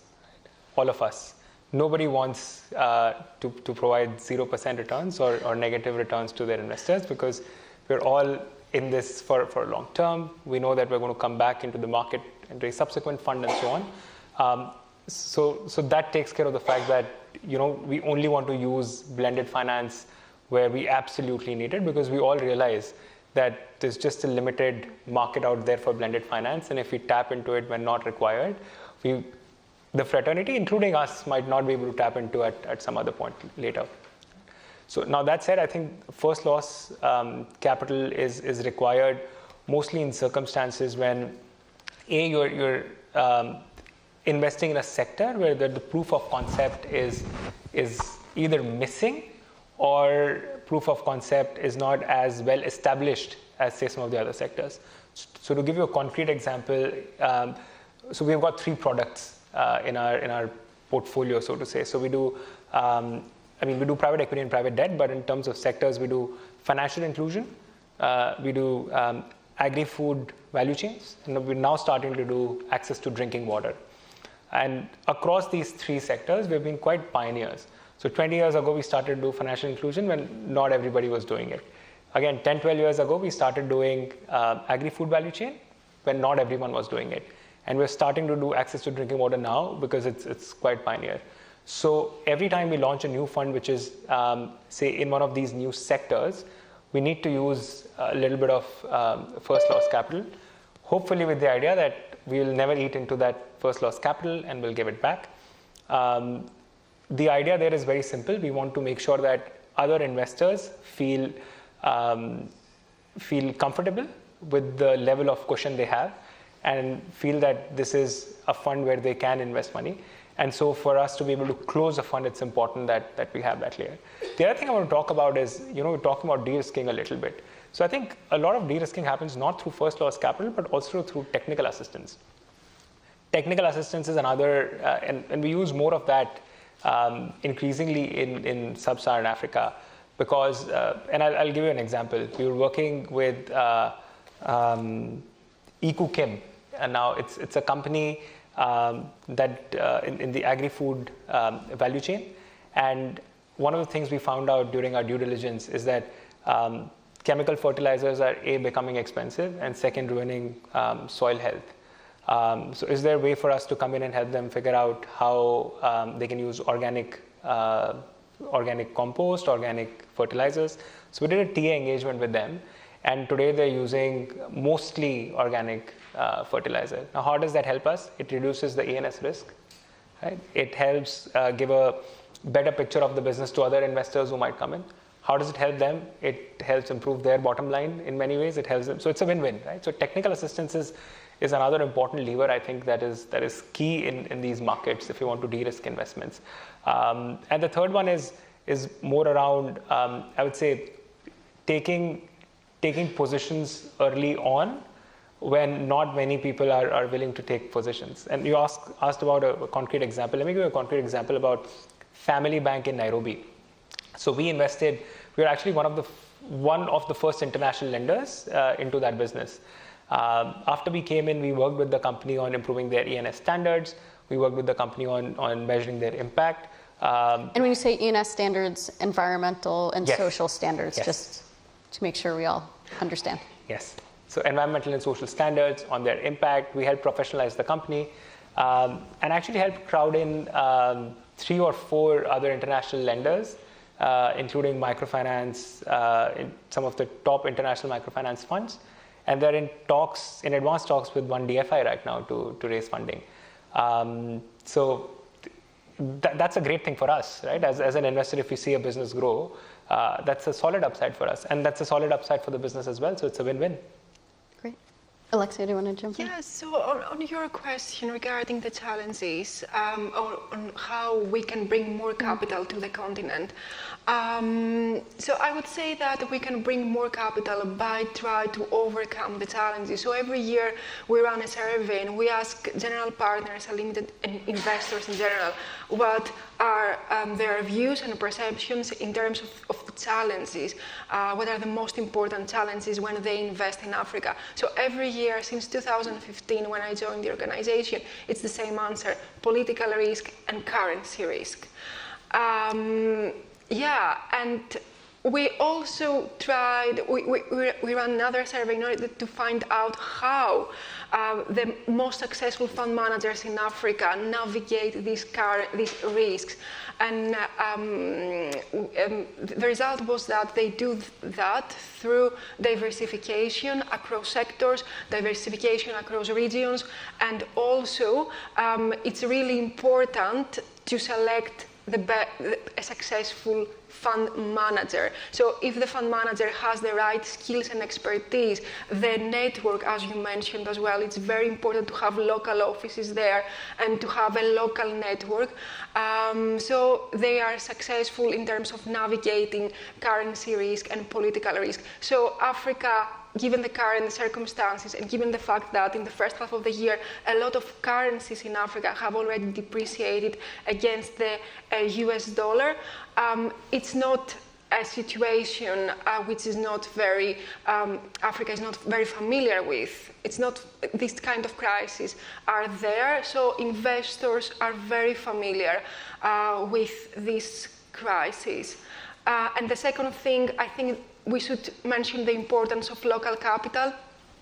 So, for example, last year we published a survey and we tried to investigate the role of Nigerian pension funds in promoting the private capital industry within the country. And we found out that only 0.29% of their total assets under management have been allocated to private equity, when at the same time they can allocate up to 10%. So there is a lot of potential, but investors should feel familiar with the private investments and with the asset class and all of the challenge and how we can better manage these challenges. Great. Teddy, I want to come to you because we talked about a few things: technical assistance and political risk. The DFC has technical assistance capabilities, and that is something that OPIC, its predecessor, did not.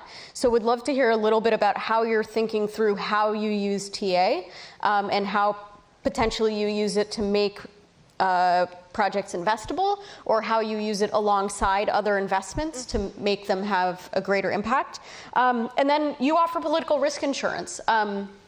And so I'm curious if you see that becoming a bigger part of the portfolio in this time. And I might also ask you to talk to that sort of currency risk question, because I do think that is a very live issue. And is that something DFC is going to absorb that? Do you have to hedge against it in some ways? Can you play a role in helping protect against that currency fluctuation? Great, thank you very much. And quite some sound points from Alexia and Kapil, so I'll build on some of those as well. As you say, DFC, well, we were instituted in 2020 via the Build Act. We added 2 more products in our financing toolbox, and that is technical assistance and equity. We used to have political risk insurance, and we continue to offer that as well. And of course, debt has been our mainstay. Now, speaking on the political risk insurance aspect, we're seeing a lot more demand for it, especially as DFC, while we shifted from being OP to DFC, we came with a strong mandate to really focus on the low income and low middle income countries. And so some of these risks that everyone is voicing, we had to find a way to sort of mitigate them so that we also ourselves, the DFC capital, can flow into that and also catalyze some more funding. So we've been really on the trail, drumming up sort of interest in our political risk insurance aspect, where we cover any financial losses due to any political activity, current terrorism, acts of violence, and also we cover against currency and convertibility. So if you're in a country where you're unable to sort of get hard currency to pay back a loan, we can cover against that. For our TA2, normally we'd use this to sort of remove any hurdles that are blocking potential investment from DFC or any other funders interested in the project. So it's for now limited to a particular project that has already received interest from DFC or other investors. And this could be, for example, if the environmental side impact assessment is not to international standard, we could, for example, fund that so that it's upgraded and therefore makes it easier for other investors to put their money into it. In addition, once we have invested, like in last year, we invested in a company in Rwanda called Chansen. They provide educational loans to students in university, and then they get paid back based on an income share agreement with the students.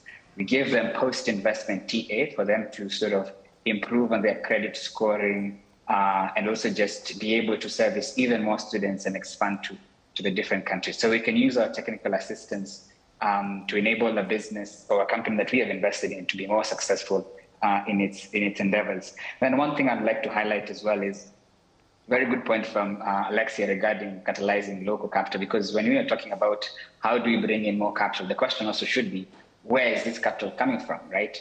And therefore, I believe, in fact, some of these challenges we are mentioning, which include political risk and currency, and in forex risk, if there is a local, they are definitely going to perceive those two risks as being, their perception for those two risks is lower than a foreign investor. So it's very critical that we focus on this segment of investors, and beyond pension funds. I mean, pension funds are big, 24 trillion globally. Beyond that, there's also remittances that come back to the continent of Africa. 2021 alone, that was about 50 billion. The question is, where is this money going to? Can we actually provide tools, and can we actually create vehicles where this money will also go into productive uses, investments into VC, PE, young companies, etc. Because those individuals who are sending money back home actually will send it anyways. They don't care whether there is a coup, whether there is, the currency is deteriorating, etc., because that's home for them.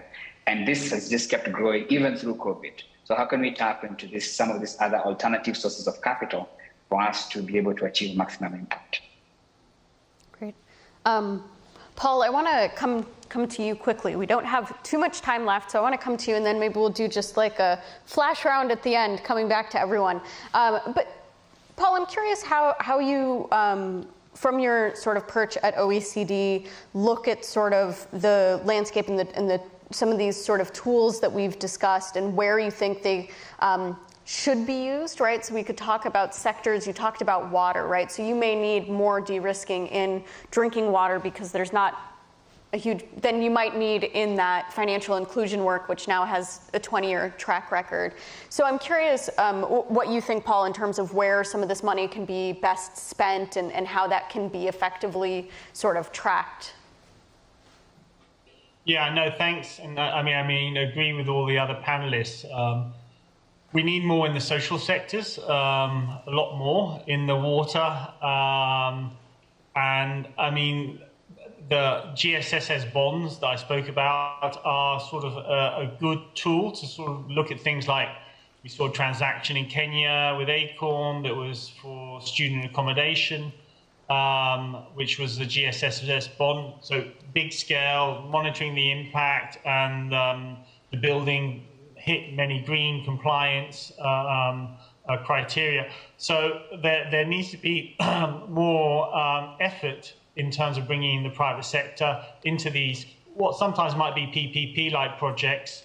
So understanding the private sector needs, but also for DFIs and DFIs to take more risk and build local capital markets, which addresses the foreign exchange conundrum.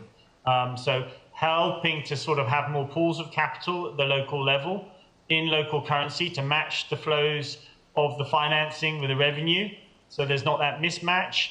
Focusing really hard on critical sectors and countries. So LDCs that don't see much mobilizing, social sectors, education, healthcare, not saying that this should be privatized, but looking for the big ticket infrastructure parts of those sectors where you can bring and mobilize additional funds into them and have the private sector take on some of the risk and the financing of those.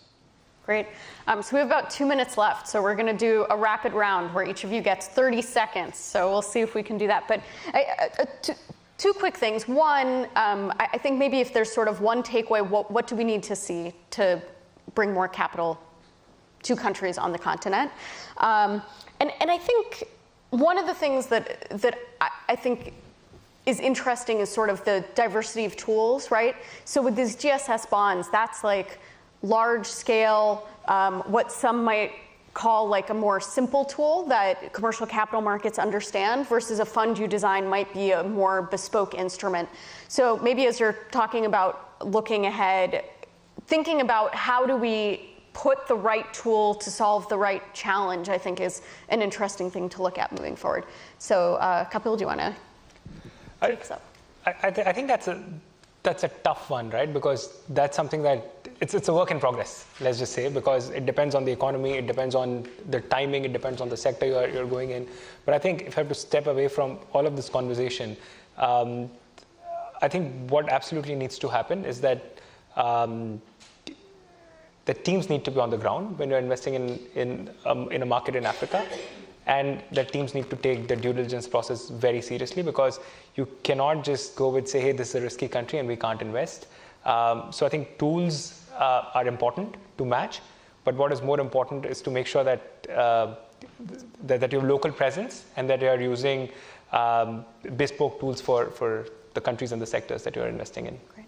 Alexia? Yeah, I agree. I think we need local presence,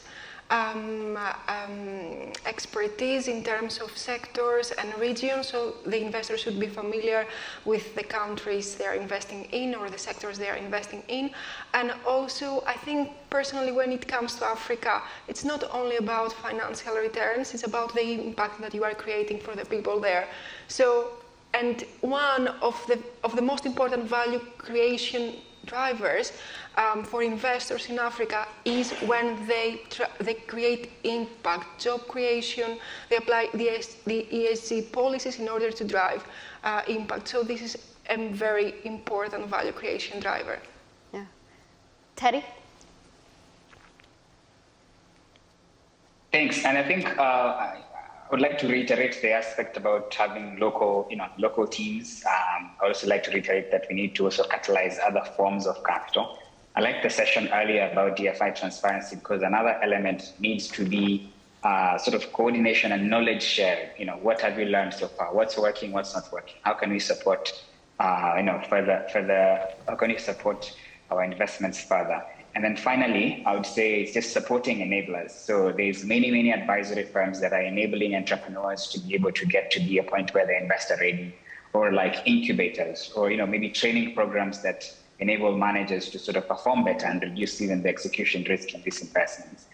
Feasibility studies, any element that goes towards project prep, or even just getting an entrepreneur or a project to a point where it's now a yes for an investor. I think they need a lot more support in that regard. Great. Paul, do you have a final thought?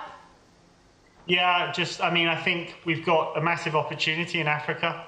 Young, dynamic, lots of technology, innovations. It's future in terms of growth. We need to communicate that. We think investors misprice the risk and the opportunity. So we need to attract international investors. We need to look at the ratings of Africa, and we need to bring in sort of thinking around the SDGs. We need to think about the risk, return, and impact.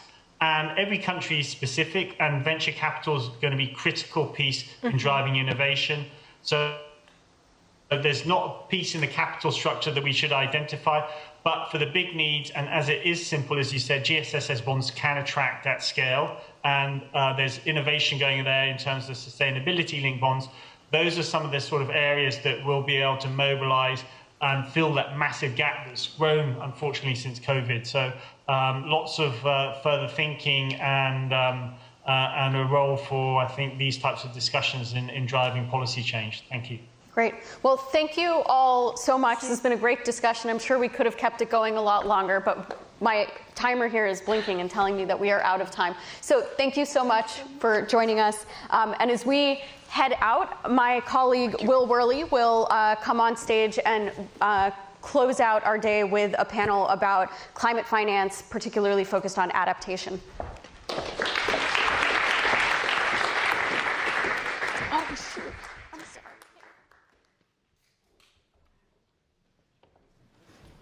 Well, I'm sorry to disappoint. I am not Will Worley, but we do have one more session before Will comes on. For those of you I don't know or haven't met yet, I'm Kate Warren, Executive Vice President, Executive Editor at Devex, and I'm really happy to be having a conversation with Mark Krause, who's the General Manager for Sustainability Solutions at Microsoft. First, Microsoft is one of our partners for today's event, so I do want to thank them for their support in bringing us all together. But Mark, do we have you online? We do, and hopefully you can hear me. We can hear you great, thank you. Well, I'm sorry you can't be with us today, but I'm so glad you're able to join us virtually, I believe from Seattle, Washington. That's right. Here calling from home, about to head into the office. I'm sorry I can't be there as well. It's always fun to be in the room, but we'll do what we can here. That's right. Well, what we want to talk about today is your Climate Innovation Fund at Microsoft. You launched this, I believe, earlier this year. You've pledged $1 billion to invest in climate innovations. That's a large sum, even for a corporate as large as Microsoft. So can you talk a little bit about this fund, why you created it, what are your goals, and what are the initiatives you're looking to invest in? Yeah, thank you. We are excited. In 2020, Microsoft stood up 4 really large 2030 commitments for climate. That is to be carbon negative, water positive, zero waste company that also protects ecosystems through building this thing we call a planetary computer. So those are like the 4 tentpole commitments. In parallel with that, we launched an energy commitment to use 100% renewable energy by 2025 and 100% renewable energy 100% of the time by 2030. There's a little nuance there. And then we also launched the Climate Innovation Fund. And that is a $1 billion fund that has a 4-year investment cycle. And it's really meant to support all of our initiatives, both our own operational initiatives, help with our customer and partner ecosystem, and then also to just help the world. The 2 verbs, the operative verbs with the Climate Innovation Fund are innovate and accelerate. So we're just trying to accelerate progress, which is why it's a 4-year cycle, not a 7-year cycle like a traditional venture fund. And importantly, it is an impact fund. This is not, we're not looking for crazy returns, or we're not held to sort of standard VC metrics. We're really focused on climate impact. There are 4 criteria. The first and foremost is climate impact. So we want to have a gigaton of climate impact of carbon reduced or removed by virtue of the fund's investments by 2050. So that's sort of the high level goal. We also have 3 other criteria that guide our investment thesis. One is that we focus on underfunded markets. So there's a lot of places where traditional capital just says, hey, that's too risky, we don't want to take the risk. But if we have conviction and we see outsized returns, outsized climate impact, we'll take the bet. The next is alignment, and that is alignment with Microsoft's operational strategy. So a lot of times we're investing in things where we're buying offtake, and we're making sure that if we buy, say, invest in direct air capture, we're getting the carbon removal credits. And the fourth, and very relevant today, is climate equity. So we are investing in the global south, and we are trying to make sure that we live by the principle that those most affected by climate change are, of course, those who least caused it. So with the focus on Africa today, we've two investments that come to mind that are recent. One is Source Water. So Source is a way to make basically water from air through these panels. And that is really an Africa-focused investment. It has global footprint, but very Africa-focused. And the other is Cocoa Networks. So cocoa is a clean cooking fuel replacement for charcoal, and obviously has both climate and health impacts. And that is also an African-focused thing. So that's a little bit about the fund and how we operate. And I guess the last thing I would say is that we're about $600 million so far invested. And we've made about 46 investments to date. We've seen about 1,800 different proposals.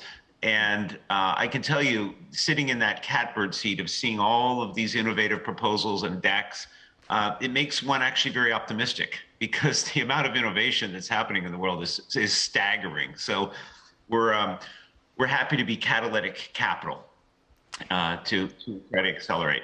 Yeah, and thinking about that catalytic capital, $1 billion is a significant investment, but still not nearly enough, right, to address all the myriad of climate challenges and crises. So how do you think about partnership, whether it's with public sector, other corporates, other investment funds, to really be able to scale this investment?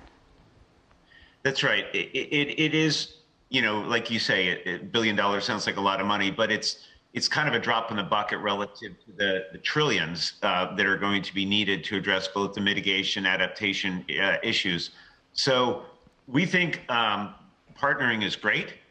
We have an assortment of partnerships that with various fund managers, various entities, NGOs, and it's really important to think about, like, our impact is really through our influence. Like, so for example, I recently met with a consortium of Danish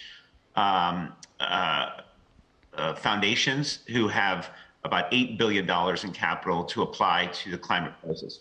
They want to know what our investment thesis is. They want to know where we're investing. So, sharing our investment thesis openly, transparently, making sure they understand that we're focused on, direct air capture, green hydrogen, sustainable aviation fuels, this type of thing, helps them direct their capital. So the way we think about this entire climate crisis is that Microsoft's emissions are 0.03% of global emissions. So we have to get our own house in order. We have to become carbon negative. We will do a great job with that. But the importance of that is mostly about it being a documented case study where we share our best practices and learnings and take the technology that we've developed for ourselves and make that available to our customers and partners and ultimately the world. Because what we really care about is the 99.97%. That's not our 0.03%. And so it comes back to this idea of your impact is through your influence.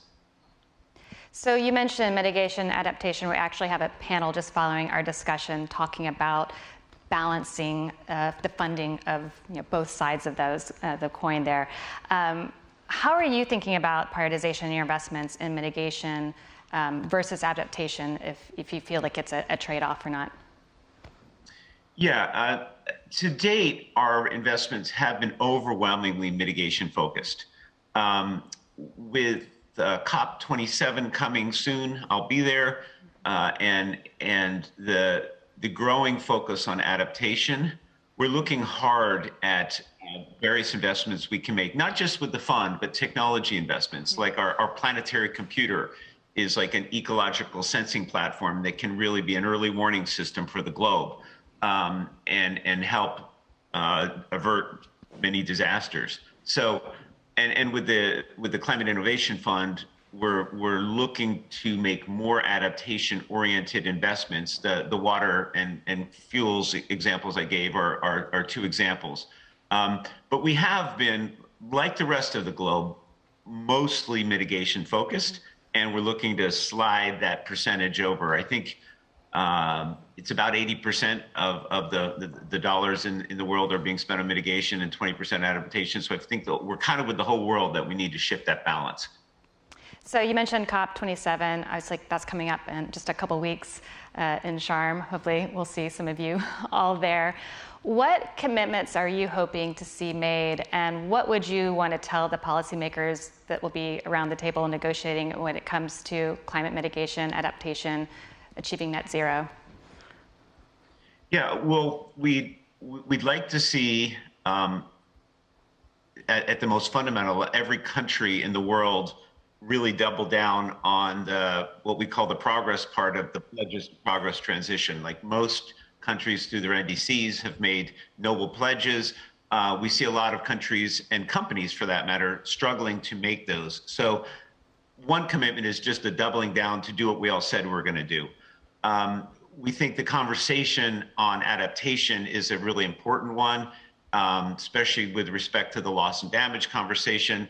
And I'm really hoping to see some resolution on that in terms of a quantification or a clarification of the metric of adaptation.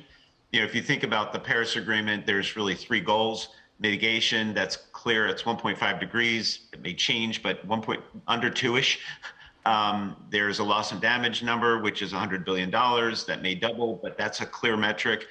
Adaptation is less clear. So I'm really hoping to see a clarification and quantification, if you will, of an adaptation agreement. Yeah, hopefully our next panel will dig into some of those questions there. So in our room we have, and online virtually, representatives from a wide range of organizations, NGOs, investment funds, private sector, even a few public sector, government officials.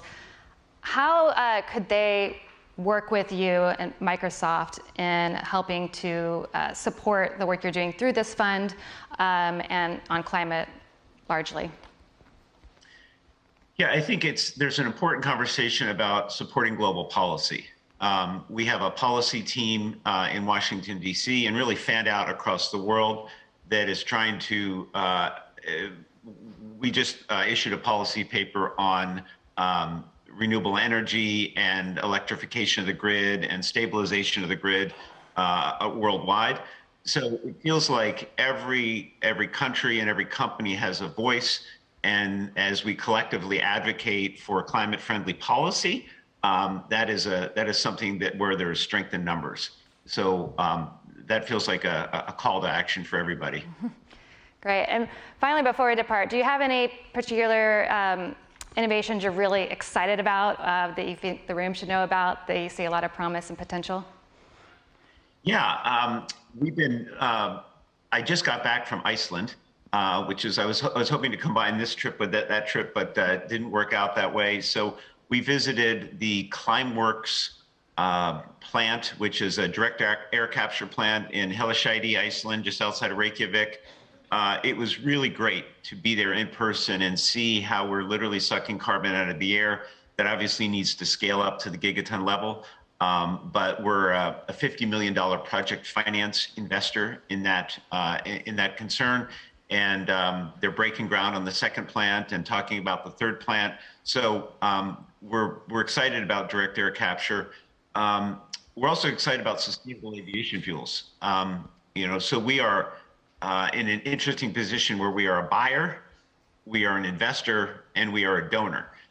So we made a $50 million project finance investment in LanzaJet, which is in the Freedom Pines plant in Georgia, which will be the first really at-scale sustainable aviation fuel. As a donor, we're a $100 million donor to Bill Gates's Breakthrough Energy Catalyst Fund. They announced last week that they followed on with a $50 million grant capital to LanzaJet. So seeing that move to scale is exciting. And then there's just so many things in the area of direct air capture. Heirloom is another investment that we're excited about. Gosh, I could go on and on, but I know we're limited on time, so I'll stop there. Great. Well, thank you so much, Mark, for joining us virtually. Again, thank you to Microsoft for supporting today's event. Hopefully we can continue the conversation in Sharm. And now we will continue the conversation on mitigation, adaptation. My colleague, Will Worley, UK correspondent, I'll welcome him on stage along with our next panel. But thank you, Mark. Thank you. Thank you very much for having me today.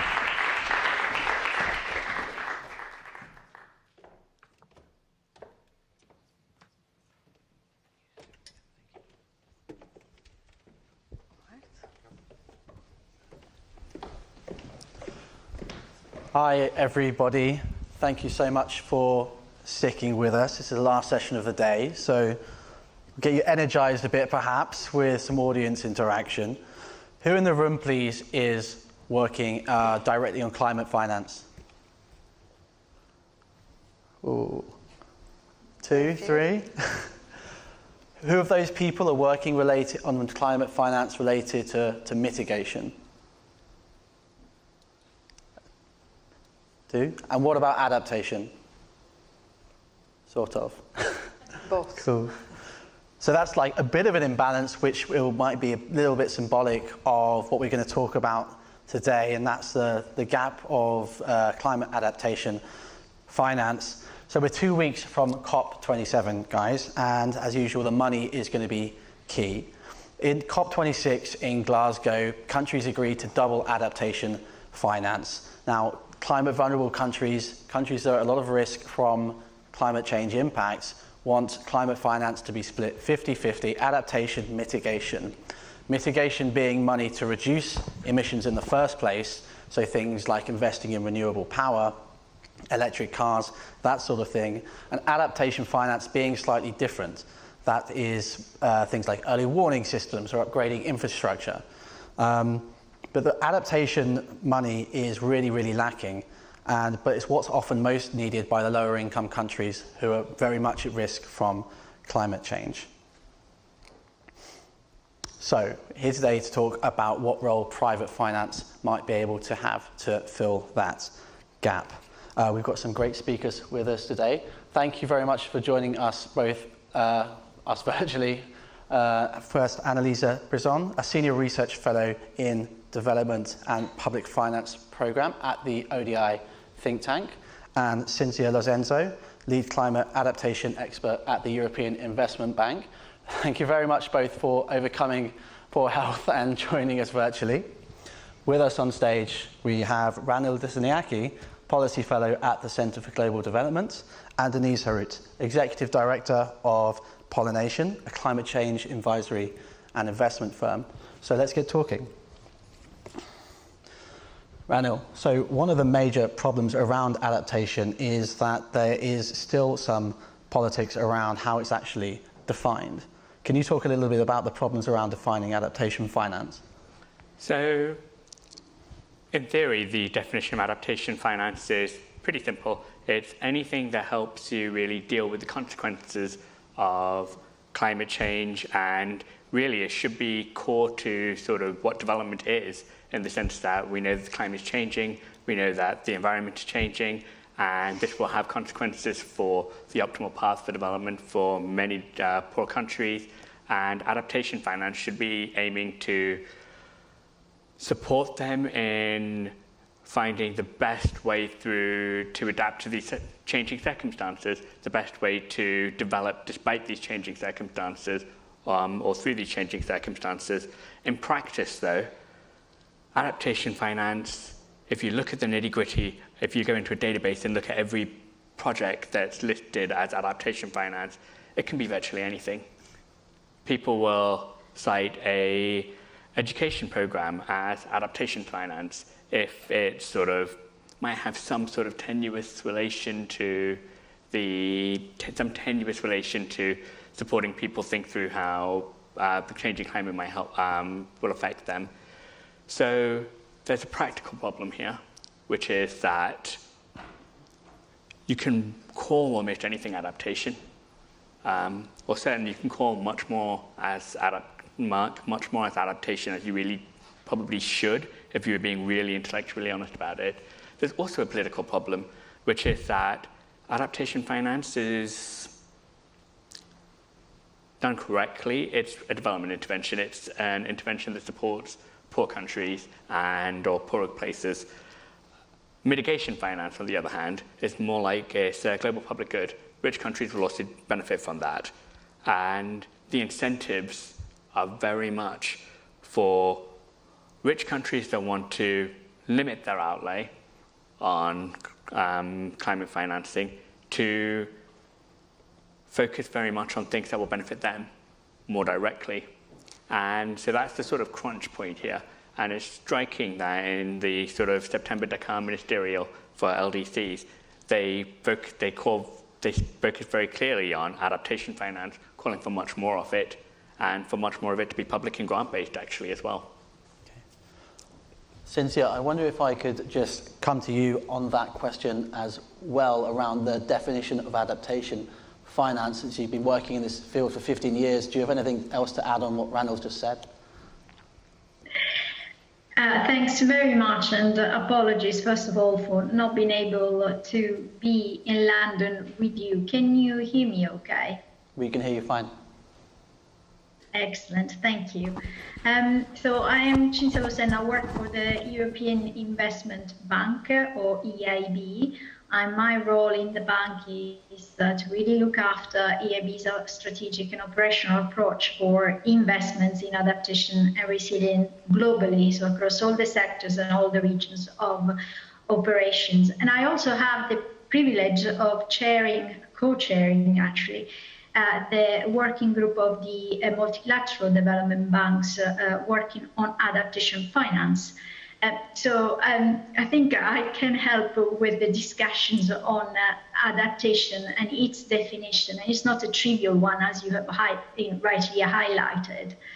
And whilst it is true that in principle, adaptation is about really helping people, businesses, communities, also ecosystems and natural assets in dealing with the negative effects of climate change, the type of investments through which you can do that is not necessarily very clearly defined. And this is because you need to adapt every single sector and every single activity of your economy if you really want to build resilience. So adaptation to climate change requires investments in all sorts of actions, and therefore they tend to be, let's say, a small part of possibly a broader, bigger type of investments. And you mentioned education. So you can find adaptation finance in an investment that is much broader, for example, to update a national curriculum in secondary education. An adaptation component will only be about maybe introducing climate change, science and its impacts to students in secondary education. So adaptation investments tend to be blended within investments that have broader objectives. This is particularly true in the development context, of course, where there are a variety of priorities that require financing, and adaptation is, let's say, we say mainstreamed in all sorts of other investment priorities. However, I think this is perhaps what used to be the old understanding of adaptation, and over the course of the last decade or so, as we have invested more and more, financed more and more actions that really contribute to address the negative impacts of climate change, like extreme heat and flooding, increased rainfall, sea level rise, storms, etc., we also realized that, in fact, there are a number of investments that can be supported to transform the way certain services are provided to make them more climate resilient. So I think the definition of adaptation has changed quite a lot from what it was in the past as simply an incremental improvement, adjustment of an investment, to now really also be considered as a need for some deep transformation in the way certain services are provided. I can give you some examples. We would define as incremental adaptation perhaps the way a road is adjusted to better cope with increased rainfall. So you would increase the capacity of the culvert or the drainage system of the road to improve its performance, ensure that the road can provide the service, mobility of people and goods, also under a scenario of increased extreme rainfall. That's one example what is an incremental type of adaptation. It's an adjustment to something that you will be doing anyway. You just need to do it in a slightly different manner to take into account the impacts of climate change. But now think of a country that is water stressed and has no reliable long-term source of water to meet water demand, and needs to move completely from perhaps abstraction of water from underground sources to, to a totally different technology like desalination and supply conveyance systems to bring water from the sea to different regions inside this country. That requires a complete transformation of that sector and a totally different scale and type of investments and analysis and support and capacity building to really move to a different path to climate resilience. So that sort of investment, we would call it a bit more transformational, and it's no longer a simple adjustment to an old way of doing things, but actually it's a very different way of providing that services as a response to the threats of a changing climate. So I hope I gave you a sense for, really what adaptation can look like in different contexts, and also the different types of adaptation that now we understand, from the very small incremental support to the much more transformational change needed in certain countries and in certain systems. Thank you. That transformational support, Cinzia, is that one of the reasons it's so hard to raise capital specifically for adaptation? Partly, of course, the transformation requires significant volumes, but also it's not just about the quantity of the finance, it's also about the quality, and we already mentioned this, the type of concessionality of the finance to really enable these transformations, but it also requires availability, therefore, of capital that is not so expensive, requires de-risking to really make that leap of faith and supports that type of radical change. It requires high levels of technical knowledge to design those systems in a way that really can cope with a more variable and changing climate, so really designed for the future, future-proofed. And therefore, all of these elements make that investment very complex and make that investment perhaps less interesting to private sector actors. And this is why public banks have an absolute crucial role to play in adaptation finance, not just because of the provision of the public capital, but also as a way of de-risking investments and attracting, therefore, private sector into it. Okay, great, thank you. Luckily, we have a representative from the private sector. Yeah. So we've heard about some of the difficulties, Denise. What are some of the incentives for the private sector to become involved in adaptation finance? Very good question.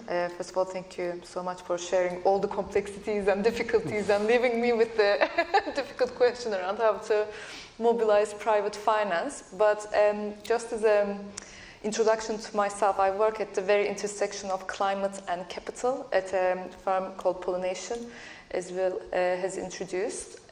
We are a specialized firm that advises some of the largest companies and global investors on decarbonization of portfolios and therefore the real economy.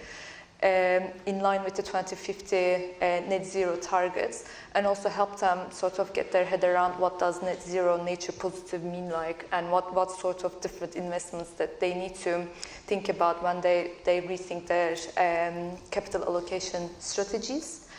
We also have an asset management arm, which is small but growing, that helps channel investments into nature, climate, and subsequent growth opportunities.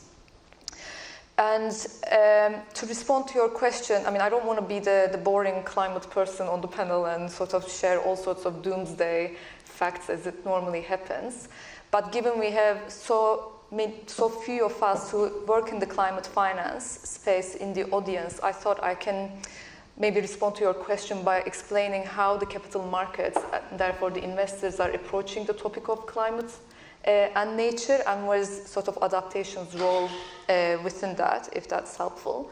I mean, one sort of key message that I want to share is that the climate is changing, and we're not just talking about global warming and the risks associated with it. The shift is much more than just what's happening in weather-wise. I was reading a survey just this morning of 800 institutions globally by Nuveen, which is a mega investment firm that manages more than $1 trillion worth of assets. And the survey is on their asset owners and consultants who are, or what are the ways of them re-examining the traditional approaches to investing as they grapple with the high volatility in the markets that we're seeing today, the energy crisis, the food crisis, rising inflation, tightening monetary policy, and ongoing disruptions that we are observing in our economies with increased awareness around social inequality that it will lead to. We observe at Pollination that the net zero is becoming new normal, and that's very much a key risk that the investors highlight, but also a key opportunity as they rethink their allocation strategies. And there's widespread recognition that capital markets will lead that transition rather than policy actions and the public sector. I mean, this group can debate that. I'm not saying this is the Nuveen report. And the climate and nature impact, particularly understanding the risks related to climate change, is now foundational to institutions building their portfolio and reimagining the ways that they will sort of attach a dollar value that incorporates that climate and nature component as well. And that's going to be like foundational in transitioning to more resilient economies. So the financial services talks about resilience a lot nowadays when they think about climate risk and mitigation. So in other words, I think what we are observing at the moment, particularly in Europe, but globally, is the biggest disruption and change in financial markets since the Industrial Revolution. That has been led by understanding of that climate risk and mitigation. Obviously, Silvia said a lot that this requires some transformation, transitioning the economy to address the climate and nature crisis will require a transformative change across energy, across business, across finance, and that requires some public-private cooperation, but also it unlocks, I think, the greatest investment opportunity that we will encounter in our lifetimes. There are numbers flying around, 140 trillion being the total size of the opportunity, like trillions needing to sort of flow to climate finance and adaptation every year. But how do we unlock that is, I think, the focus of this conversation today, right? Now, we talk about climate risk as being investment risk, but we also heard there are like significant differences on how people approach or define that risk, and that's also very much the case in private finance also. And as we set the standards, set the frameworks, and sort of finesse these definitions around what is adaptation, what is 1.5 degree aligned investment, what is Paris aligned investments. I think that the focus of the investors are shifting from also just risk to, okay, what are the opportunities and what is climate smart way of investing. So it's quickly evolving from just being a risk framework to, okay, this is going to be the biggest trend of the next decade. And there are a lot of like very big questions being asked, and the responses require high integrity judgment calls on a very subjective topic today, which is, I guess, one of the key hurdles or key barriers around why finance is not moving quick enough. So people don't yet have that high integrity judgment call to make around where to put money that will define the next decade or so. But what are some of the important levers that will need to be pulled when it comes to adaptation?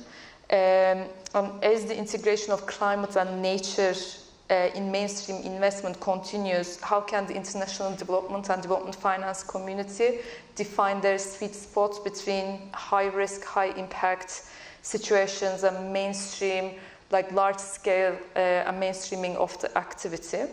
I thought I would leave you with some 3 points essentially as food for thought. That's going to be helpful for commercial investors or private finance to be mobilized.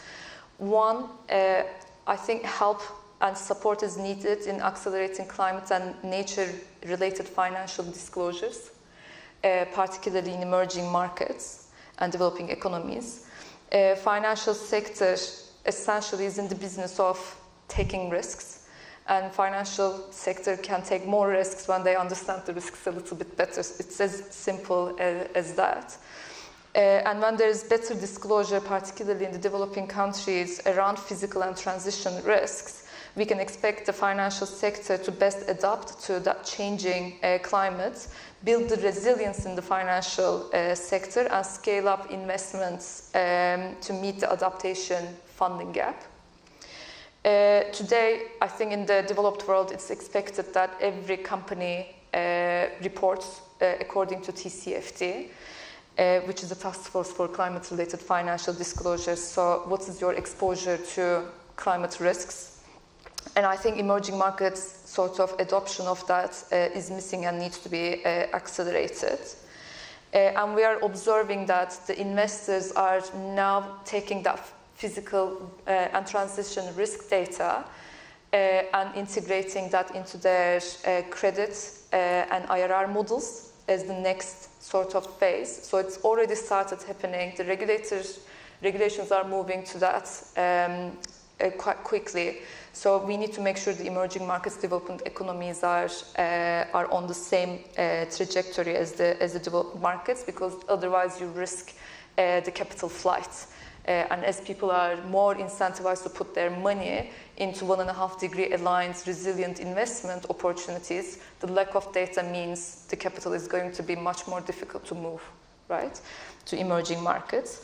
On the other hand, in making investments more resilient, I think the biggest opportunity to close the adaptation funding gap exists. For instance, we had UK's BII sort of showing us in a very smart way that investing into a solar farm in emerging markets now needs to take into consideration mangrove restoration, for instance, opportunity attached to that as part of the ecosystem services, right? The Zephyr Power project, which built 50 megawatts wind power in the Indus River Delta in Pakistan, also had a very sort of nature-based solutions attached to the project design, which the investors really liked. So it doesn't necessarily have to be a separate asset class or separate investment. When you look at infrastructure investments, think about the adaptation requirements and make sure it is part of the package. So one, understanding the risk and embedding that into the investment process. Two, innovation in financial instruments, particularly in the insurance segment. In 2018, Swiss Re, in collaboration with the Nature Conservancy and regional governments and the tourism industry, launched the world's first nature-based insurance solution to protect 160 kilometers off the Mesoamerican reef along Mexico's coastline, which is referred to as the best example of how you can innovate around adaptation and bring private sector money. And ever since, there has been more examples of it and extension of it. So the case studies are out there that can be leveraged, and financial innovation is, able to pull in private sector money. So let's demonstrate those examples and let's replicate. And also on the more mainstream Sorry, Denise, side. very briefly, if you will, on this last point. I'm worried about time. And the third point, I think, support growth of new solutions. We talked about data requirements. I think there's more money that needs to go into climate analytics technologies that help, obviously, understand climate risk, but also solutions attached to it. And nature-based solutions is an asset class, which is a very sort of direct way of private sector putting money into adaptation that can be supported in growth. Thank you. Well, I think you may want to come in on some of those points to respond, but I want to bring Annalisa in, and we can come back to your point in a minute. Annalisa, I think you've been, your research kind of covers the MDB angle to all this. I wonder if you could outline your thoughts there, and if you have any responses to Denise also, feel free to wrap them in.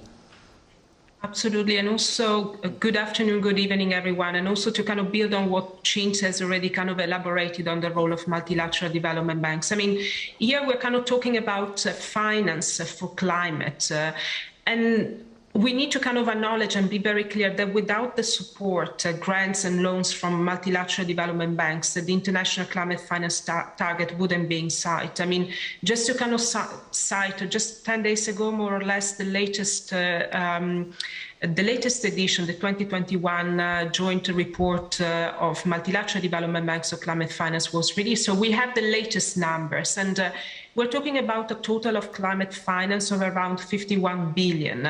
So this is a kind of a huge contribution towards the international climate finance target. We're not yet there, but it's a kind of a considerable kind of contribution.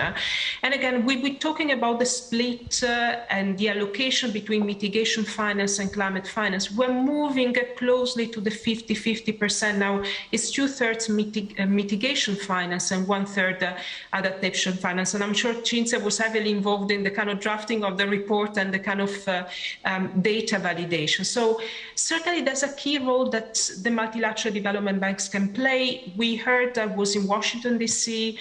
10 days ago, colleagues were angered. There's certainly a kind of a huge kind of focus for multilateral development banks to deliver more on the climate agenda, and they have to be part of the solution.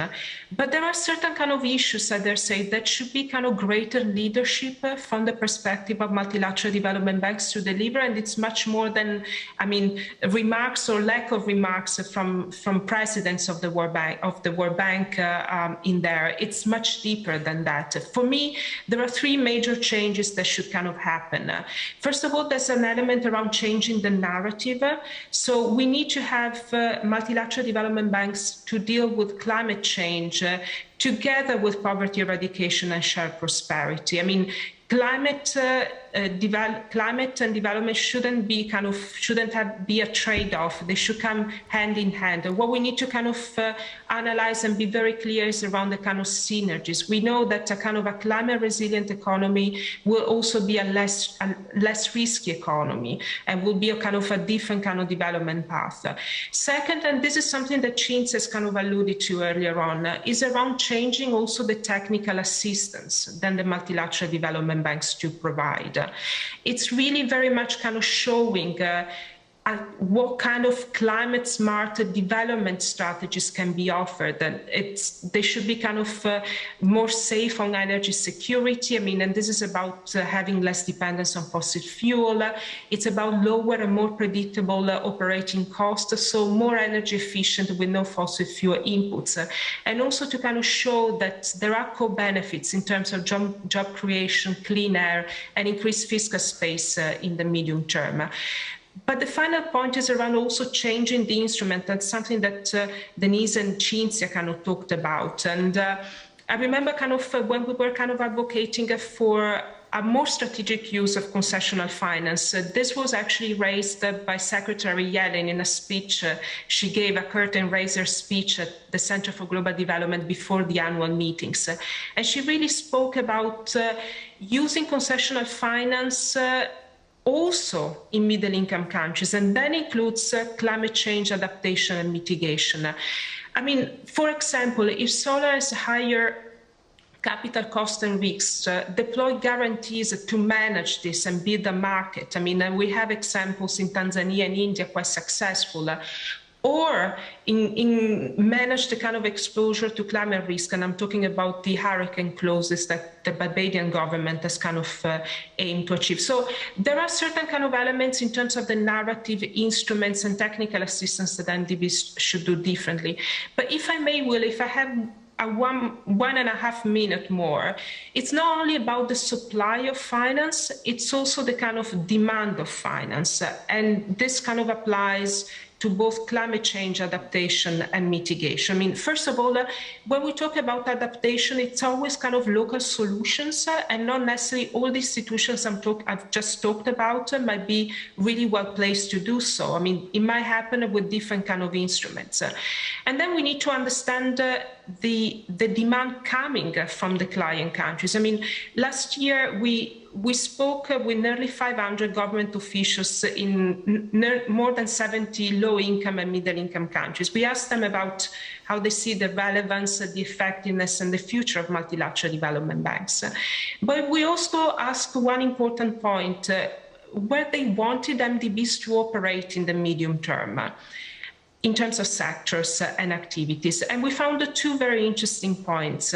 First of all, the staff of multilateral development banks had very different opinions from government officials in terms of the kind of sectorial priorities. And the second key point is that while for the case of staff in multilateral development banks, climate change adaptation and mitigation were considered kind of top priorities, this wasn't the case for government officials. So I think this is a kind of an important point, and it goes back again to the issues are raised in terms of MDBs, but also other financiers to kind of raise the bar on climate change adaptation and mitigation. Is around changing the narrative, the instruments, and the technical assistance, again, to change the incentives for client countries to demand more and being able to access, particularly when it comes to climate adaptation finance. Thanks, Annalisa. I am a little bit worried about time, guys, so I'm going to open it up to audience questions, if that's all right. Does anyone have any questions for our panel? Don't all go at once. Yeah. Can we get the microphone?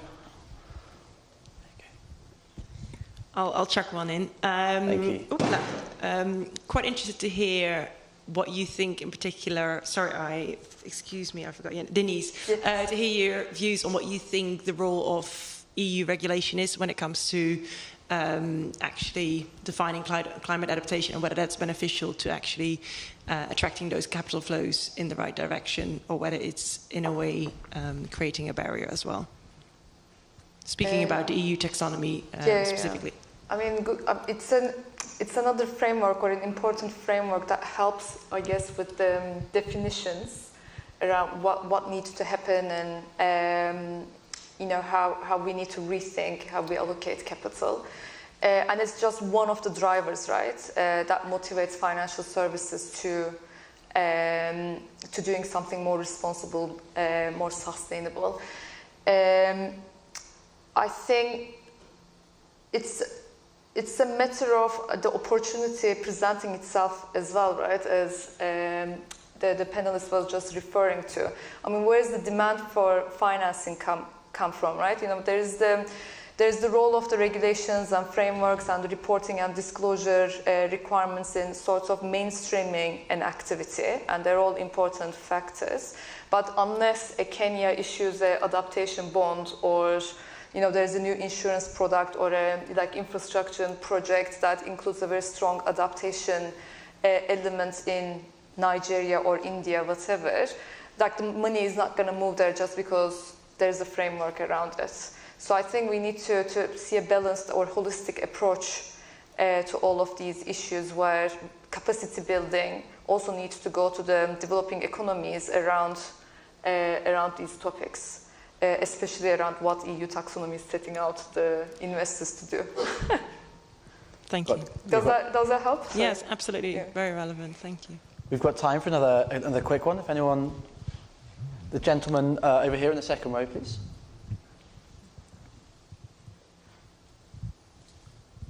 Thank you so much for that illuminating conversation. I work mostly with governments at an intergovernmental organization, and most governments struggle to really prioritize sort of, the sectors they need to focus on. So if I could ask the panelists, any one of them, to name the top 3 sectors they would like governments to prioritize for adaptation, especially when we talk about LMICs, LDCs, and SIDS, and top 3 for mitigation, and that could be, I suppose, for everybody. So it would be great to hear, and I'd love to take your message back to the governments I work with. Thank you. Do you want to have a go at that? I hear all of the question. Could you repeat that part for me? Sorry, sir. Would you be able to top say 3 sectors you would want governments, particularly in the South, to sort of prioritize for adaptation, because they have to put these proposals together and to access climate, and top 3 for mitigation. Sorry, what happens when... Sectors. So transport, energy, infrastructure, education, health, what is it? Because governments, wmostly don't really have a clue.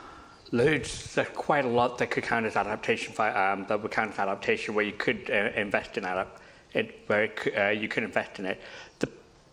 One of the issues is that some of these markets are either quite small, or the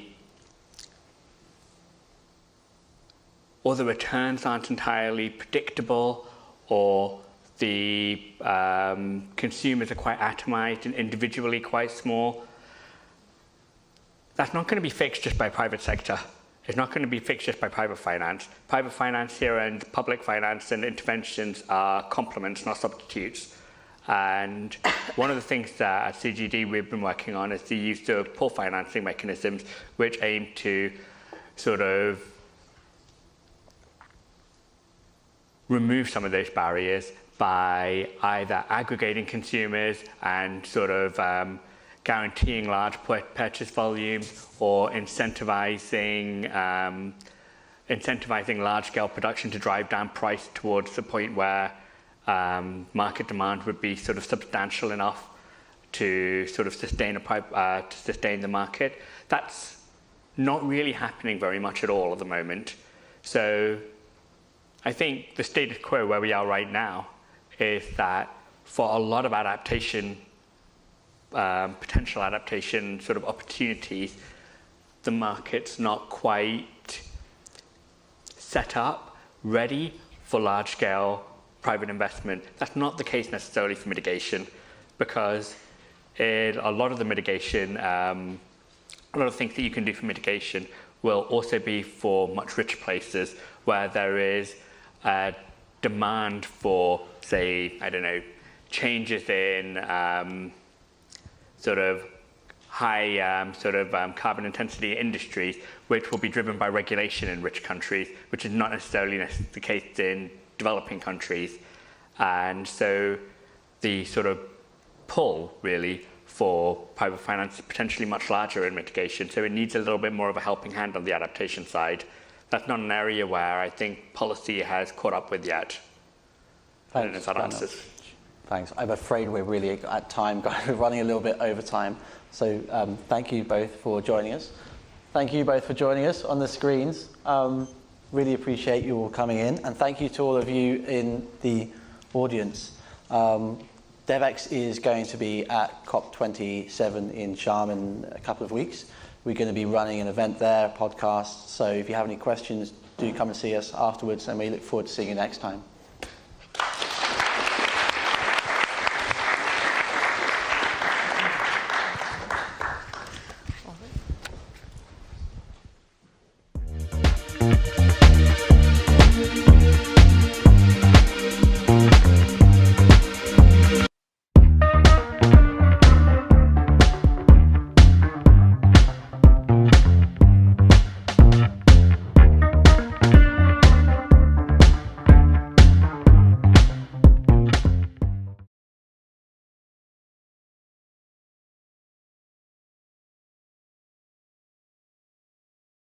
more transparent, and also more specific.